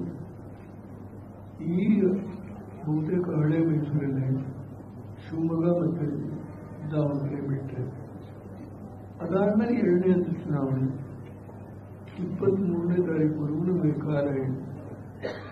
ನಮ್ಮ ಚುನಾವಣೆ ಕಾರ್ಯಕ್ರಮ ಮುಂದುವರಿದರೆ ಇನ್ನೊಂದು ವಿನಂತಿ ಮಾಡ್ತಾರೆ. ಸಿದ್ದರಾಮಯ್ಯ ಮಾತಾಡಿದ್ದೇವೆ, ಮೀಡಿಯಾಕ್ಕೆ ಹೋಗ್ತಕ್ಕಂಥವ್ರು ನಮ್ಮ ಇಬ್ಬರೂ ಪಕ್ಷದ ವಕ್ತಾರನ್ನು ನೇಮಕ ಮಾಡಬೇಕು ಅಂತ ರಿಕ್ವೆಸ್ಟ್ ಮಾಡಿದ್ದೇನೆ. ಮೀಡಿಯಾದಲ್ಲಿ ಕಾಂಗ್ರೆಸ್ ಬೇರೆ JDS ಬೇರೆ ಅಂತ ಮಾತನಾಡೋದ್ರ ಬದಲಾಗಿ ಇವತ್ತೇನು ನಿರ್ಣಯ ತಗೊಂಡಿದ್ದು ಆ ನಿರ್ಣಯದ ಮೇಲೆ ಒಂದೇ ಒಂದು ಒಕ್ಕಟ್ಟಿನ ರಿಯಾಕ್ಷನ್ ಕೊಡಬೇಕಷ್ಟೆ. ಯಾವ ವ್ಯತ್ಯಾಸಕ್ಕೆ ಅವಕಾಶ ಕೊಡಬಾರದು. ನಾವು ಶಾಸಕರು ಮಂತ್ರಿಗಳು, ನಮ್ಮಲ್ಲಿ ಎಲ್ಲ ಮಂತ್ರಿಗಳಿದ್ದಾರೆ, ಶಾಸಕರಿದ್ದಾರೆ, ಶಾಸಕರ ಹಿರಿಯ ಮುಖಂಡರಿದ್ದಾರೆ. ದಯಮಾಡಿ ಅವರನ್ನು ಪ್ರಾರ್ಥನೆ ಮಾಡ್ತೇನೆ, ಇವತ್ತಿನ ತೀರ್ಮಾನ ಆದಮೇಲೆ ಒಂದೇ ಒಂದು ಅವರ ಕೂಗು, ಅವರ ಮನಸ್ಸಿನ ಯಾವುದೇ ಬೇಸರ ಇರಲಿ, ಐಕ್ಯತೆಯ ಕೂಗು ಇರಬೇಕಾಗಿ ನಾವು ಕೂತಿ ತೀರ್ಮಾನ ಮಾಡಿಕೊಂಡಿದ್ದೇವೆ. ಅವ್ರ ಪರವಾಗಿ ಮಾಡಿದ್ರು. ರಾಜ್ಯದಲ್ಲಿ ಭಾರತೀಯ ಜನತಾ ಪಾರ್ಟಿ ಶಕ್ತಿ ಕುಗ್ಗಿಸಲೇಬೇಕು ಅಂತ ತೀರ್ಮಾನ ಮಾಡಿದ್ದೇವೆ. ಅದು ಜನತೆಗೆ ಒಂದು ಈ ಮೆಸೇಜ್ ಹೋದಾಗ ಮಹಾಜನತೆ ಕೂಡ ಅಂತಿಮ ತೀರ್ಪು ಕೊಡೋದಕ್ಕೆ ಅವ್ರಿಗೆ ವಿಶ್ವಾಸ ಬರುತ್ತೆ. ಏನಪ್ಪ ಇವರಲ್ಲೇ ವ್ಯತ್ಯಾಸಗಳಿದೆ ಅನ್ನೋ ಭಾವನೆ ಇವತ್ತಿಗೆ ಇತಿಶ್ರೀ ಹಾಡಿ ಇಡೀ ರಾಜ್ಯದ ಮಹಾಜನತೆಗೆ ಮೈತ್ರಿ ಸರ್ಕಾರ ಏನು ಕೆಲಸ ಮಾಡಿದೆ, 5 ವರ್ಷ ಸಿದ್ದರಾಮಯ್ಯ ಸರ್ಕಾರ ಏನು ಮಾಡಿದೆ, ಇದೆಲ್ಲವನ್ನೂ ನಾವು ಒಂದು ಮೆಸೇಜನ್ನು ತೆಗೆದುಕೊಂಡು ಹೋಗುವಾಗ ಕಿಂಚಿತ್ತು ಲೋಪ ಬರಬೇಕು. ನಾವು ಆ ಮೆಸೇಜ್ ತೆಗೆದುಕೊಂಡು ಹೋಗಿ ಜನತೆಯ ಮನೆ ಬಾಗಿಲಿಗೆ ಮುಟ್ಟಿಸ್ತೇವೆ. ಅದನ್ನು ಜನತೆ ತೀರ್ಮಾನ ಮಾಡುವಾಗ ಅವರಿಗೆ ಪ್ರಬುದ್ಧತೆ ಇರಬೇಕು.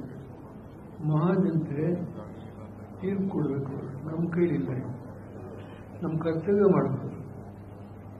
ಐಕ್ಯತೆ ತೋರಿಸ್ತೇವೆ. ಅದನ್ನು ಈ ರಾಜ್ಯದ 28 ಕ್ಷೇತ್ರಗಳಲ್ಲಿ ನಾವು ಒಟ್ಟಿಗೆ ಪ್ರವಾಸ ಮಾಡಿದ್ದೇವೆ.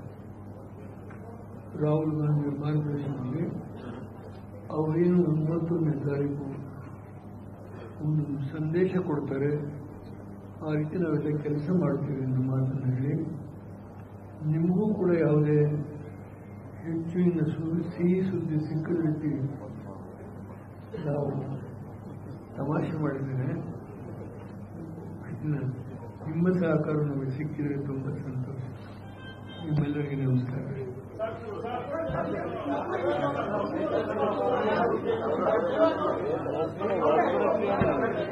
One at a time, please.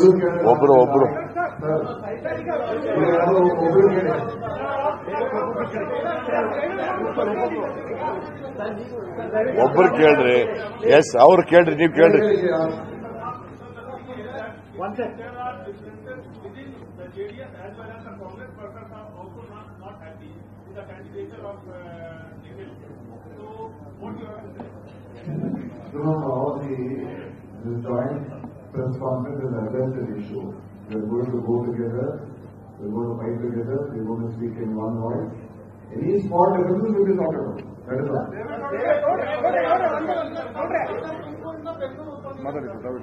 ಏನು ಅಲ್ಲ, ದೇವೇಗೌಡರು ಕೇಳ್ತಾ ಇದ್ದಾರೆ ಅವರು.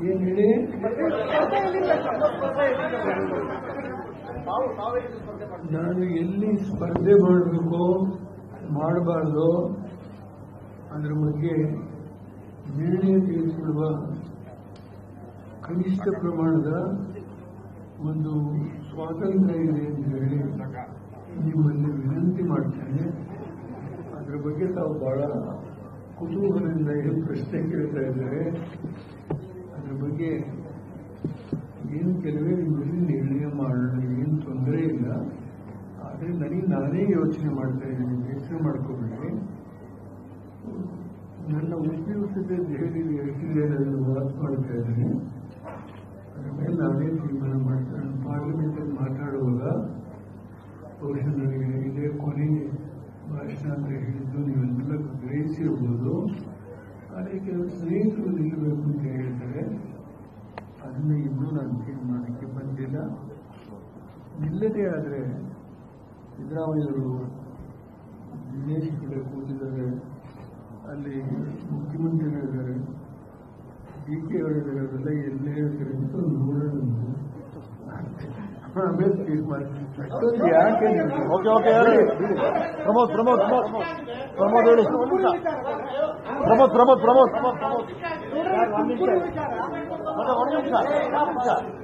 ಕೇಳಿ.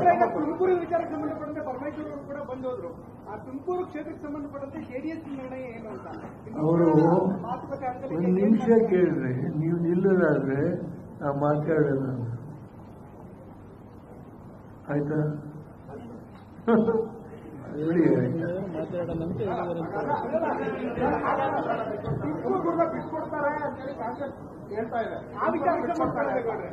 ನಿಮ್ಮ ಊಹಾಪೋಹದ ಹೈಪೋಥೆಟಿಕಲ್ ಕ್ವಶನ್ಗೆ there will be no answer.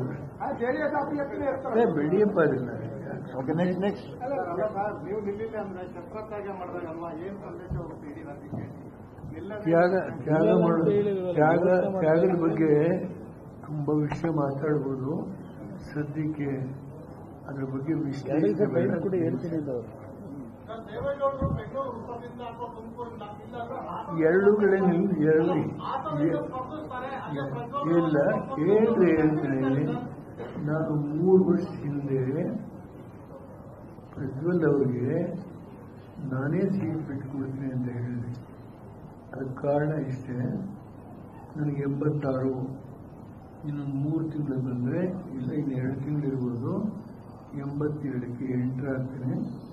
ಆ ಹಿನ್ನೆಲೆಯಿಂದಲೇ ನಾನು 3 ತಿಂಗಳಿಂದ ಹೇಳಿದ್ದು, 3 ವರ್ಷ ಹಿಂದೆ ವಾಸ್ತವಾಂಶ. ಇದರಲ್ಲಿ ಯಾವ ಮುಚ್ಚುಮರೆ ಇಲ್ಲ. ಪಾರ್ಲಿಮೆಂಟಲ್ಲಿ ಮಾತಾಡೋ ಕೂಡ ನನಗೆ ಮನಸ್ಸಲ್ಲಿ ಶಕ್ತಿ ಏನಿದೆ ತಿಳ್ಕೊಂಡೇ ನಾನೇನು ಮಾಡಿದೆ 96ರಲ್ಲಿ, ಆ ಶಕ್ತಿ ನನಗಿದೆ ಅಂತ ಹೇಳೋದಾಗಿಲ್ಲ. ಅದರಿಂದ ಉತ್ಸಾಹ ಇದೆ. ನಮ್ಮ ಎದುರಾಳಿಗಳು ನನಗೆ ಕಾಂಗ್ರೆಸ್ ಅಲ್ಲ, ಭಾರತೀಯ ಜನತಾ ಪಾರ್ಟಿ. ಆದ್ದರಿಂದ ಕಿಂಚಿತ್ ಏನಾದರೂ ನಂಬಿಕೆ ಮಾಡೋಕ್ಕೆ ಸಾಧ್ಯ ಇದ್ರೆ ಈ ದೇಶದಲ್ಲಿ ರಾಹುಲ್ ಗಾಂಧಿಯವರ ನೇತೃತ್ವದಲ್ಲಿ ಅವ್ರ ಜೊತೆ ನಿಲ್ಲಬಹುದು. ಇದರೊಳಗೆ 2 ಮಾತಿಲ್ಲ.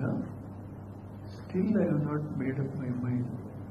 ಅದಕ್ಕೆ ಇನ್ನೂ ಯೋಚನೆ ಮಾಡ್ತಿದ್ದಾರೆ. ಕೆಲವರು ಹೇಳ್ತಾ ಇದ್ದಾರೆ, ಡೆಲ್ಲಿ ಬೇರೆ ಬೇರೆ ರಾಜ್ಯಗಳಲ್ಲೂ ನನಗೆ ವಿನಂತಿ ಮಾಡ್ತಾ ಇದ್ದಾರೆ, ಎಲ್ಡರ್ಲಿ ಪರ್ಸನ್ ನೀವು, ದೇಶ ಆಳದ ಅನುಭವ ಇದೆ, ಅದನ್ನ ನೀವು ನಿಲ್ಲಬೇಕು ಅಂತೂ ಹೇಳ್ತಾರೆ. ಅದು ಬೇರೆ ವಿಷಯ.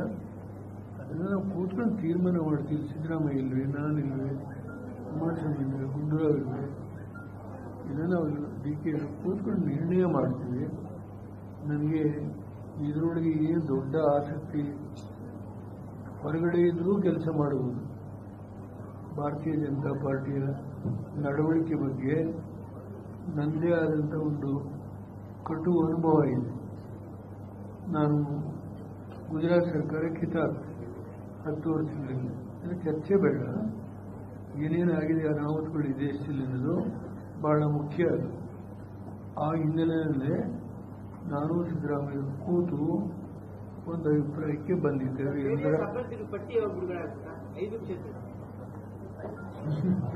ಅಷ್ಟೊಂದು ಕುತೂಹಲ ನಿಮಗೆ ಎಲ್ಲ ಒಟ್ಟಿಗೆ, ನಾವು ಅವರೆಲ್ಲ ಸೇರಿ ಒಟ್ಟಿಗೆ ರಿಲೀಸ್ ಮಾಡ್ತಾ ಇದ್ದಾರೆ.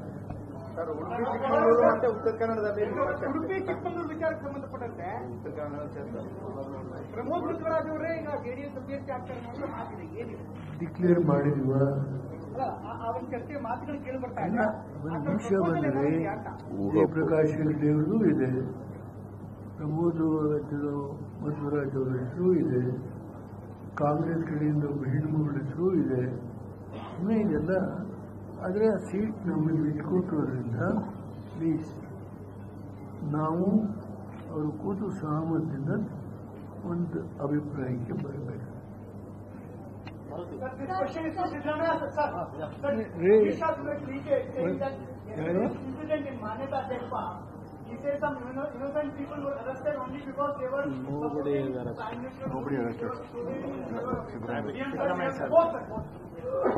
Nobody is arrested. As a precautionary measures, they have been taken by police people and they are released. It doesn't mean they are arrested. Once arrested, they should be produced before the court, or they should be released on bail. Nothing has happened. That means to say nobody is arrested, but some BJP elements who came there and instigated, RSS fellows and BJP people, when Rahul Gandhi's function is going on, is it, they should have some responsibility, opposition party. We can also do that. If Narendra Modi comes, we can also disturb. We can also chanting Rahul Gandhi's name. That is very bad. So that is why, as a precautionary measures, they have been taken and they have been released immediately and they have not been arrested.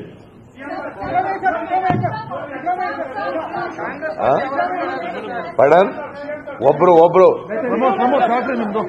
ಇವ್ರ ಹೆಣ್ಮಗಳು ಕೇಳ್ಬಿಡ್ಲಿ ತಳಮ್ಮ ಕೇಳಮ್ಮ. ನೀವೇ ಕೇಳ್ತೀರಾ?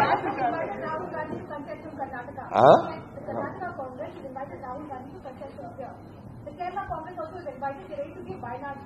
Which seat are you ready to give Rahul Gandhi? Which seat? No, see, Congress, public, PCC as offering a seat to Rahul Gandhi ji. So that is to be decided by Rahul ji. There are 20 seats which are allotted to us. Out of 20 seats, Rahul Gandhi can contest from any constituency and he will win from any one of the constituencies. Okay?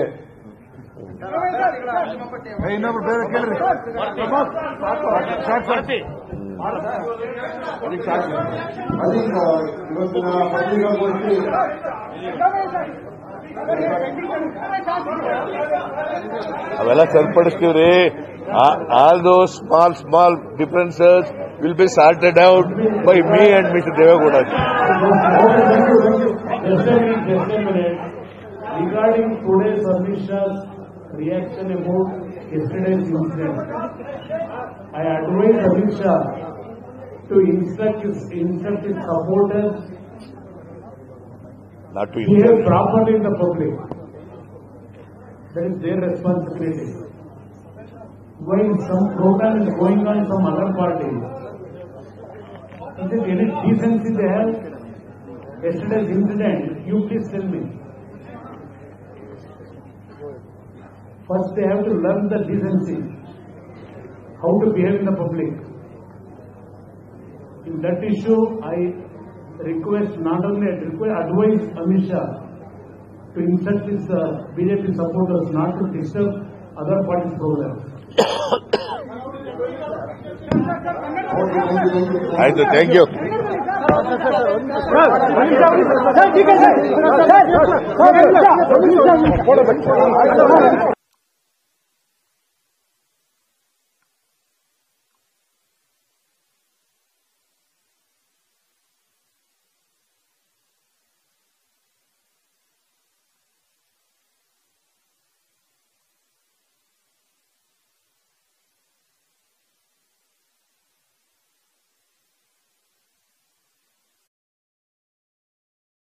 Ballari, Shivamogga, Mandya Lok Sabha ಕ್ಷೇತ್ರಗಳು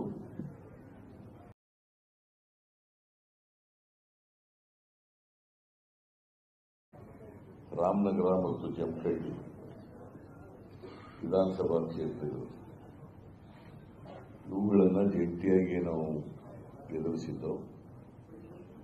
ಶಿವಮೊಗ್ಗದಲ್ಲಿ ಸ್ವಲ್ಪದಲ್ಲಿ ನಾವು ಸೋತು, ಉಳಿದ ಕ್ಷೇತ್ರಗಳಲ್ಲಿ ನಾವು ಗೆದ್ದವು. BJP ಉಳಿದ ಕ್ಷೇತ್ರಗಳಲ್ಲಿ ಗೆಲ್ಲಲಿಕ್ಕಾಗಲಿಲ್ಲ. ಮತ್ತೆ ಭಾರಿ ಅಂತರದಿಂದ ಗೆದ್ದವು ನಾವು. ಜಮಖಂಡಿನಲ್ಲಿ 39,000 ಅಂತರದಿಂದ, ರಾಮನಗರದಲ್ಲಿ 1,00,000ಕ್ಕೂ ಹೆಚ್ಚು ಮತಗಳ ಅಂತರದಿಂದ, ಬಳ್ಳಾರಿಯಲ್ಲಿ 2,40,000 ಮತಗಳ ಅಂತರದಿಂದ, ಮಂಡ್ಯದಲ್ಲಿ 3,00,000ಕ್ಕೂ ಹೆಚ್ಚು ಮತಗಳ ಅಂತರದಿಂದ, ಶಿವಮೊಗ್ಗದಲ್ಲಿ ಮಾತ್ರ ನಾವು 50,000 ಸೋತವು. ಅದು ಏನು ಹಿಂದೆ ಯಡಿಯೂರಪ್ಪನವರು 3,60,000 ಮತಗಳ ಅಂತರದಿಂದ ಗೆದ್ದಿದ್ರು 2014ರಲ್ಲಿ. ನಾವು ಜಂಟಿಯಾಗಿ ಹೋರಾಟ ಮಾಡಿದ ಮೇಲೆ ಆ ವ್ಯತ್ಯಾಸ ಮಾರ್ಜಿನ್ ಬಹಳ ದೊಡ್ಡ ಪ್ರಮಾಣದಲ್ಲಿ ಕಡಿಮೆ ಆಯಿತು. 50,000 ನಾವು ಸೋತು. ಅದನ್ನು ಕೂಡ ಗೆಲ್ತಿದ್ದ. ಇನ್ನೂ ಸ್ವಲ್ಪ ಹೆಚ್ಚು ಎಫರ್ಟ್ಸ್ ಹಾಕಿದ್ರೆ ಅದನ್ನು ಕೂಡ ಗೆಲ್ತಿದ್ದವು. ಅದಕ್ಕೆ ಈಗ ಈ ಲೋಕಸಭಾ ಚುನಾವಣೆಯಲ್ಲಿ ಭಾರತೀಯ ಜನತಾ ಪಕ್ಷವನ್ನ ಸಂಪೂರ್ಣವಾಗಿ ಸೋಲಿಸಬೇಕು ಕರ್ನಾಟಕದಲ್ಲಿ. ಯಾಕಂದ್ರೆ ಪದೇ ಪದೇ ಭಾರತೀಯ ಜನತಾ ಪಕ್ಷದವರು ಹೇಳ್ತಾರೆ, ಇಂದಿನ ಅಸೆಂಬ್ಲಿ ಚುನಾವಣೆಯಲ್ಲಿ, ಲೋಕಸಭಾ ಚುನಾವಣೆಯಲ್ಲಿ ಕರ್ನಾಟಕ ಮುಕ್ತ, ಕಾಂಗ್ರೆಸ್ ಮುಕ್ತ ಕರ್ನಾಟಕ ಮಾಡ್ತೀವಿ ಅಂತೆಲ್ಲ ಹೇಳ್ತಾರೆ. ಅದು ಸಾಧ್ಯ ಇಲ್ಲ. ಕೋಮುವಾದಿ ಪಕ್ಷಕ್ಕೆ ಬೆಂಬಲ ಕೊಡ್ತಕ್ಕಂಥ ಸಂಖ್ಯೆ ಕಡಿಮೆ ಇದೆ. ಜಾತ್ಯತೀತ ಮನೋಭಾವ ಇರ್ತಕ್ಕಂಥ, ಜಾತ್ಯತೀತ ತತ್ವದಲ್ಲಿ ನಂಬಿಕೆ ಇಟ್ಟಿರ್ತಕ್ಕಂಥ, ಅದರ ಪರವಾಗಿರ್ತಕ್ಕಂಥ ಮತದಾರರೇ ಜಾಸ್ತಿ ಇರೋದು ಕರ್ನಾಟಕದಲ್ಲಿ ಯಾವಾಗಲೂ ಕೂಡ. ಈ ಜಾತ್ಯತೀತ ತತ್ವದ ನಂಬಿಕೆ ಇಟ್ಟಿರತಕ್ಕಂಥ ಮತಗಳು ವಿಭಜನೆ ಆಗೋದ್ರಿಂದ ಭಾರತೀಯ ಜನತಾ ಪಕ್ಷಕ್ಕೆ ಅನುಕೂಲ ಆಗ್ತಾ ಇರ್ತದೆ. ಆ ವಿಭಜನೆ ಆಗದ ರೀತಿಯಲ್ಲಿ ನೋಡ್ಕೋಬೇಕು ಅಂತಕ್ಕಂಥದ್ದು ಒಟ್ಟಾಗಿ ನಾವು ಚುನಾವಣೆಯನ್ನು ಎದುರಿಸ್ತಾ ಇರ್ತಕ್ಕಂಥ ಉದ್ದೇಶ. ಮತ್ತೆ ಭಾರತೀಯ ಜನತಾ ಪಕ್ಷದವರು ಕರ್ನಾಟಕದಲ್ಲಿ ಯಾವ ಕಾರಣಕ್ಕೂ ಕೂಡ ಅವರು ಗೆಲ್ಲಬಾರದು ಈ ಉದ್ದೇಶದಿಂದ ನಾವು ಈ ಚುನಾವಣೆಯನ್ನು ಕೂಡ ಒಟ್ಟಾಗಿ ಎದುರಿಸ್ತಾ ಇದ್ದೀವಿ. ಈಗಾಗಲೇ ಸೀಟ್ಗಳ ಹಂಚಿಕೆ ಆಗಿದೆ. ಅಭ್ಯರ್ಥಿಗಳು ಘೋಷಣೆ ಆಗುತ್ತೆ. ಇನ್ನೊಂದು 2 ದಿನ 3 ದಿನಗಳಲ್ಲಿ ಅಭ್ಯರ್ಥಿಗಳು ಕೂಡ ಘೋಷಣೆ ಆಗ್ತಾರೆ. ಎಲ್ಲಾ ಜಿಲ್ಲಾ ಘಟಕಗಳಿಗೆ ನಮ್ಮ ಪಕ್ಷದ ವತಿಯಿಂದ ಕೂಡ ಮತ್ತೆ JDS ಪಕ್ಷದ ವತಿಯಿಂದ ಕೂಡ ಎಲ್ಲ ಜಿಲ್ಲಾ ಘಟಕದ ಅಧ್ಯಕ್ಷರುಗಳಿಗೆ, ಬೇರೆ ಬೇರೆ ಲೀಡರ್ಗಳಿಗೆ, ಶಾಸಕರುಗಳಿಗೆ, ಲೋಕಸಭಾ ಸದಸ್ಯರುಗಳಿಗೆ ಪಕ್ಷದ ವತಿಯಿಂದ ಕಟ್ಟುನಿಟ್ಟಿನ ನಿರ್ದೇಶನ ಹೋಗ್ತದೆ. ಯಾವುದೇ ಸಣ್ಣ ಪುಟ್ಟ ಭಿನ್ನಾಭಿಪ್ರಾಯಗಳಿದ್ರೂ ಕೂಡ, ವ್ಯತ್ಯಾಸಗಳಿದ್ರೂ ಕೂಡ ಅವೆಲ್ಲವನ್ನು ಕೂಡ ಸಂಪೂರ್ಣವಾಗಿ ಮರೆತು ಬಿಜೆಪಿ ಸೋಲಿಸದೇ ನಮ್ಮ ಏಕೈಕ ಗುರಿ. ಅದು ರಾಜ್ಯದ ಹಿತದೃಷ್ಟಿಯಿಂದ, ರಾಷ್ಟ್ರದ ಹಿತದೃಷ್ಟಿಯಿಂದ, ಸಂವಿಧಾನ ಪ್ರಜಾಪ್ರಭುತ್ವದ ಹಿತದೃಷ್ಟಿಯಿಂದ ಈ ಚುನಾವಣೆಯಲ್ಲಿ ಎಲ್ಲರೂ ಕೂಡ ಒಗ್ಗಟ್ಟಿನಿಂದ ಕೆಲಸ ಮಾಡಬೇಕು ಅಂತಕ್ಕಂಥ ನಿರ್ದೇಶನ ಕೂಡ ಎಲ್ಲ ಕಡೆ ಹೋಗ್ತದೆ. ಅದ್ರ ಜೊತೆಗೆ ಅವ್ರ ಪಾರ್ಟಿಯಿಂದ ಒಬ್ಬರು, ನಮ್ಮ ಪಾರ್ಟಿಯಿಂದ ಒಬ್ಬರು ಅಬ್ಸರ್ವರ್ಸ್ನ ಕೂಡ ಪ್ರತಿ ಜಿಲ್ಲೆಗೆ ಹಾಕ್ತೀವಿ. ಯಾಕಂದ್ರೆ ಕೋಆರ್ಡಿನೇಷನ್ ಮಾಡ್ತಕ್ಕಂಥದ್ದು ಕೂಡ ಮುಖ್ಯ ಆಗ್ತದೆ. ಯಾಕಂದ್ರೆ ದೇವೇಗೌಡರು ಅವ್ರ ಕಾರ್ಯಕರ್ತರಿಗೆ ಕಟ್ಟುನಿಟ್ಟಿನ ಸೂಚನೆ ಕೊಡ್ತಕ್ಕಂಥದ್ದು ಒಂದು ಭಾಗ, ನಾವು ನಮ್ಮ ಪಕ್ಷದಿಂದ ಕಟ್ಟುನಿಟ್ಟಿನ ಸೂಚನೆ ಕೊಡ್ತಕ್ಕಂಥದ್ದು ಒಂದು ಭಾಗ. ಅದರ ಜೊತೆಗೆ ಅದು ಹಾಗೇನೆ ಮುಂದುವರ್ಕೊಂಡು ಹೋಗಬೇಕು ಚುನಾವಣೆವರೆಗೆ ಅನ್ನೋ ಕಾರಣಕ್ಕೋಸ್ಕರ, ಮತ್ತೆ ಅದು ಫಲಪ್ರದ ಆಗಬೇಕು ಸಂಪೂರ್ಣವಾಗಿ ಅನ್ನೋ ಕಾರಣಕ್ಕೋಸ್ಕರ ಅಬ್ಸರ್ವರ್ಸ್ಗಳನ್ನ ಕೂಡ ನಾವು ನೇಮಕ ಮಾಡ್ತೀವಿ. ಸೀನಿಯರ್ ಲೀಡರ್ಸ್ಗಳನ್ನ ಎರಡೂ ಕಡೆಯಿಂದ ಒಂದೊಂದು ಪಾರ್ಲಿಮೆಂಟ್ ಕ್ಷೇತ್ರಕ್ಕೆ ಅವ್ರ ಕಡೆಯಿಂದ ಒಬ್ಬರು, ನಮ್ಮ ಕಡೆಯಿಂದ ಒಬ್ಬರು, ಅದನ್ನು ಕೂಡ ನೇಮಕ ಮಾಡ್ತಕ್ಕಂಥದ್ದು ಮಾಡ್ತೇವೆ. ನನಗೆ ಸಂಪೂರ್ಣ ವಿಶ್ವಾಸ ಇದೆ, ನಮ್ಮ ಕಾರ್ಯಕರ್ತರು ಪಕ್ಷ ಏನು ತೀರ್ಮಾನ ಮಾಡಿದೆ, ಹೈಕಮಾಂಡ್ ಏನು ತೀರ್ಮಾನ ಮಾಡಿದೆ, ನಾವೇನು ತೀರ್ಮಾನಗಳು ಮಾಡಿದ್ದೀವಿ, ಹಾಗೇನೆ JDSನವರು ಏನು ತೀರ್ಮಾನ ಮಾಡಿದ್ದಾರೆ, ಅದಕ್ಕೆ ನಮ್ಮ ಕಾರ್ಯಕರ್ತರು ಒಪ್ಪಿಕೊಂಡು, ಸಂಪೂರ್ಣವಾಗಿ ಒಪ್ಪಿಕೊಂಡು ಕೆಲಸ ಮಾಡ್ತಾರೆ ಅಂತಕ್ಕಂಥ ವಿಶ್ವಾಸ, ನಂಬಿಕೆ ನನಗಿದೆ. ಯಾಕಂದ್ರೆ ನಮ್ಮ ರಾಜಕೀಯ ಎದುರಾಳಿ ಇರ್ತಕ್ಕಂಥದ್ದು ಭಾರತೀಯ ಜನತಾ ಪಕ್ಷ.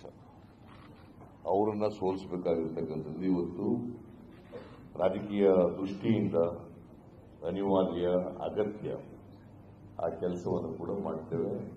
ಇದ್ರ ಜೊತೆಗೆ ಜಂಟಿಯಾಗಿ ಪ್ರಚಾರ ಸಭೆಗಳಲ್ಲೂ ಕೂಡ ಭಾಗವಹಿಸ್ತೀವಿ.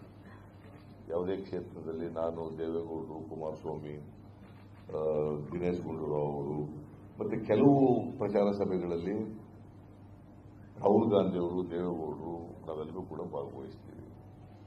ಅದನ್ನು ಪ್ರಥಮವಾಗಿ ಕರ್ನಾಟಕದಲ್ಲಿ ಒಂದು ಸಾರ್ವಜನಿಕ ಸಭೆಯನ್ನ ರಾಹುಲ್ ಗಾಂಧಿ ಅವರು ಭಾಗವಹಿಸಲಿಕ್ಕೆ, ಅದರಲ್ಲಿ ದೇವೇಗೌಡರು ಭಾಗವಹಿಸಲಿಕ್ಕೆ, ನಾವೆಲ್ಲರೂ ಕೂಡ ಭಾಗವಹಿಸಲಿಕ್ಕೆ ಮಾಡ್ತಕ್ಕಂಥ ಒಂದು ಮೈಸೂರು, ಬೆಂಗಳೂರಿನ ಆಸುಪಾಸಿನಲ್ಲಿ ಒಂದು ಸಭೆಯನ್ನು ನಾವು ಮಾಡ್ತೀವಿ.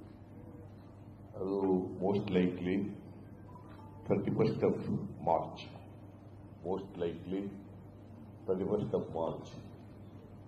ಯಾಕಂದ್ರೆ ಇನ್ನು ರಾಹುಲ್ ಗಾಂಧಿ ಅವ್ರದ್ದು ಅವರ ಸಮಯನೂ ಕೂಡ ನಾವು ನೋಡ್ಕೊಂಡು ಮಾಡಬೇಕಾಗ್ತದೆ. ಅದಕ್ಕೋಸ್ಕರ ದೇವೇಗೌಡರು ಸೂಚಿಸಿದ್ದಾರೆ, ಮಾರ್ಚ್ 31ಕ್ಕೆ ಮಾಡೋಣ ಅಂತೇಳಿ ಅವರು ಸೂಚಿಸಿದ್ದಾರೆ. ರಾಹುಲ್ ಗಾಂಧಿ ಅವರ ವೇಣುಗೋಪಾಲ್ಗೂ, ನಮ್ಮ ರಾಜ್ಯದ ಉಸ್ತುವಾರಿ ಜನರಲ್ ಸೆಕ್ರೆಟರಿ ACC ಅವ್ರಿಗೂ ಕೂಡ ನಾವು ಈಗಾಗಲೇ ತಿಳಿಸಿದ್ದೀವಿ. ಮತ್ತೆ ದೇವೇಗೌಡರು ಮಾತಾಡಿದ್ದಾರೆ, ನಾವು ಮಾತಾಡಿದ್ದೀವಿ. ಇದರಿಂದ ರಾಹುಲ್ ಗಾಂಧಿ ಅವರು ಅದಕ್ಕೆ ಸಮಯ ಕೊಡ್ತಾರೆ ಅಂತಕ್ಕಂಥ ನಂಬಿಕೆ ಇದೆ. ಈಗ ಮಾರ್ಚ್ 1ನೇ ತಾರೀಕು ಬೆಂಗಳೂರಿನಲ್ಲಿ 31 ಮಾರ್ಚ್ 2019 ಅವತ್ತು ಸಾಯಂಕಾಲ ಅದು ಜಾಗ ಎಲ್ಲಿ ಅನ್ನೋದು ನಿಗದಿ ಮಾಡ್ತೀವಿ. ಆಮೇಲೆ ಕೂತ್ಕೊಂಡು ಎರಡು ಪಕ್ಷದವ್ರು ಕೂತ್ಕೊಂಡು ಜಾಗ ಎಲ್ಲಿ ಅನ್ನೋದು ನಿಗದಿ ಮಾಡ್ತೀವಿ. ಸಮಯನೂ ಕೂಡ ನಿಗದಿ ಮಾಡ್ತೀವಿ. 31ನೇ ತಾರೀಕು ಮಾರ್ಚ್ 31ನೇ ತಾರೀಕು ಒಂದು ಐತಿಹಾಸಿಕವಾದಂಥ ಸಾರ್ವಜನಿಕ ಸಭೆಯನ್ನು ಏರ್ಪಾಡು ಮಾಡ್ತಿದ್ರು. ಅಲ್ಲಿಂದಲೇ ನಮ್ಮ ಚುನಾವಣಾ ರಣಕಹಳೆ ಪ್ರಾರಂಭ ಆಗ್ತದೆ. ಪ್ರಾರಂಭ ಆಗಿ ಅದು ಬರೀ ಕರ್ನಾಟಕ ಅಷ್ಟೇ ಅಲ್ಲ, ಸುತ್ತಮುತ್ತಲ ರಾಜ್ಯಗಳಿಗೂ ಕೂಡ ರಾಷ್ಟ್ರ ಮಟ್ಟದಲ್ಲೂ ಕೂಡ ಒಂದು ದೊಡ್ಡ ಸಂದೇಶ ಹೋಗಬೇಕು ಅನ್ನೋ ಕಾರಣಕ್ಕೋಸ್ಕರ ಈ ಥರದ ಒಂದು ಮಾಡ್ತೇವೆ. ಅದಾದಮೇಲೆ ನಾವು ಜಂಟಿಯಾಗಿ ಪ್ರಚಾರ ಸಭೆಗಳಲ್ಲಿ ಭಾಗವಹಿಸ್ತಕ್ಕಂಥದ್ದು, ಪ್ರಚಾರ ಮಾಡ್ತಕ್ಕಂಥದ್ದು ನಾವೆಲ್ಲರೂ ಕೂಡ ಒಟ್ಟಿಗೆ ಮಾಡ್ತೀವಿ. ಒಟ್ಟಾರೆಯಾಗಿ 28 ಸ್ಥಾನಗಳನ್ನು ಕೂಡ ಗೆಲ್ಲಬೇಕು ಅಂತಕ್ಕಂಥದ್ದು ನಮ್ಮ ಉದ್ದೇಶ. 28 ಲೋಕಸಭಾ ಕ್ಷೇತ್ರಗಳನ್ನು ಕೂಡ ಗೆಲ್ಲಬೇಕು.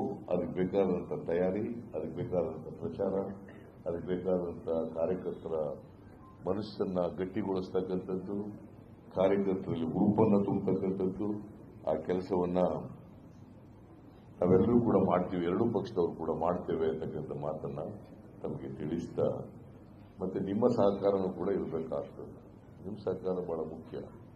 ಇನ್ನು ನಿಮ್ಮ ಸಹಕಾರನೂ ಕೂಡ ಚುನಾವಣೆಯಲ್ಲಿ ನಮ್ಮ ಜೊತೆಯಲ್ಲಿ ಇರಲಿ ಅಂತೇಳಿ ನಿಮ್ಮಲ್ಲಿ ಕೇಳ್ಕೊಂಡು ಇಷ್ಟು ಇವತ್ತು ನಾವೆಲ್ಲ ತೀರ್ಮಾನ ಮಾಡಿದ್ದೀವಿ. ಮುಂದೆ ಭೇಟಿ ಮಾಡ್ತಲೇ ಇರ್ತೀವಿ, ಬೇರೆ ವಿಚಾರಗಳನ್ನು ಪ್ರಸ್ತಾಪ ಮಾಡ್ತೀವಿ. ದೇವೇಗೌಡರಿಗೆ ಮಾತಾಡ್ತಾರೆ. ಕುಮಾರಸ್ವಾಮಿ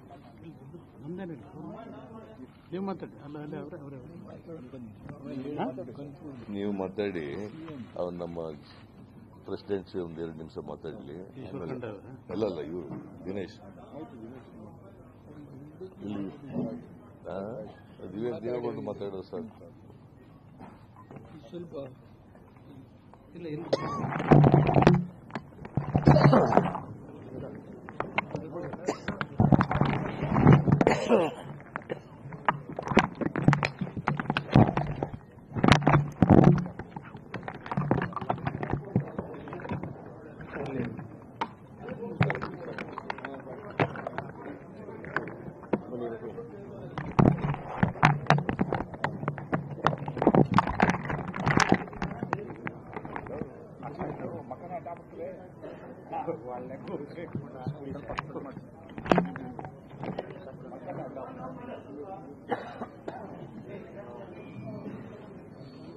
ದೇಶದ ಲೋಕಸಭೆ ಚುನಾವಣೆಗಳ ನಾಮಪತ್ರಗಳನ್ನು ಸಲ್ಲಿಸತಕ್ಕಂಥ ಮೊದಲನೇ ಹಂತದ ಚುನಾವಣೆಗಳಿಗೆ ಇವತ್ತು ಪ್ರಕ್ರಿಯೆಗಳಿಂದ ಪ್ರಾರಂಭ ಆಗಿದೆ. ಇವತ್ತಿಂದ ನಾಮಪತ್ರಗಳನ್ನು ಸಲ್ಲಿಸತಕ್ಕಂಥ ಪ್ರಕ್ರಿಯೆ. ಇದರ ಹಿನ್ನೆಲೆಯಲ್ಲೇ ಕಳೆದ ವಿಧಾನಸಭೆ ಚುನಾವಣೆಯ ನಂತರ ರಾಜ್ಯದಲ್ಲಿ ಕಾಂಗ್ರೆಸ್ ಮತ್ತು JDS ಪಕ್ಷದ ನೇತೃತ್ವದಲ್ಲಿ ಮೈತ್ರಿ ಸರ್ಕಾರದ ರಚನೆಯನ್ನ ಮಾಡಿರ್ತಕ್ಕಂಥ ಉದ್ದೇಶವೇ ಒಂದು ಉತ್ತಮವಾದಂತಹ ಆಡಳಿತವನ್ನು ಕೊಡ್ತಕ್ಕಂಥದ್ರ ಮುಖಾಂತರ ಲೋಕಸಭೆ ಚುನಾವಣೆಯಲ್ಲಿ ಕರ್ನಾಟಕ ರಾಜ್ಯದಿಂದಲೇ ಒಂದು ದೊಡ್ಡ ಮಟ್ಟದ ಸಂದೇಶ ದೇಶಕ್ಕೆ ಹೋಗಬೇಕು ಅಂತಕ್ಕಂಥ ಉದ್ದೇಶಗಳಿಂದ ಮೈತ್ರಿ ಸರ್ಕಾರದ ರಚನೆಯನ್ನು ನಾವೇನು ಮಾಡಿದ್ದೇವೆ. ಈ ಚುನಾವಣೆಯ ಒಂದು ಪ್ರಚಾರಗಳು ಯಾವ ರೀತಿ ಇರಬೇಕು ಅಂತಕ್ಕಂಥ ಹಿನ್ನೆಲೆಯಲ್ಲಿ ಈಗಾಗಲೇ ನಮ್ಮ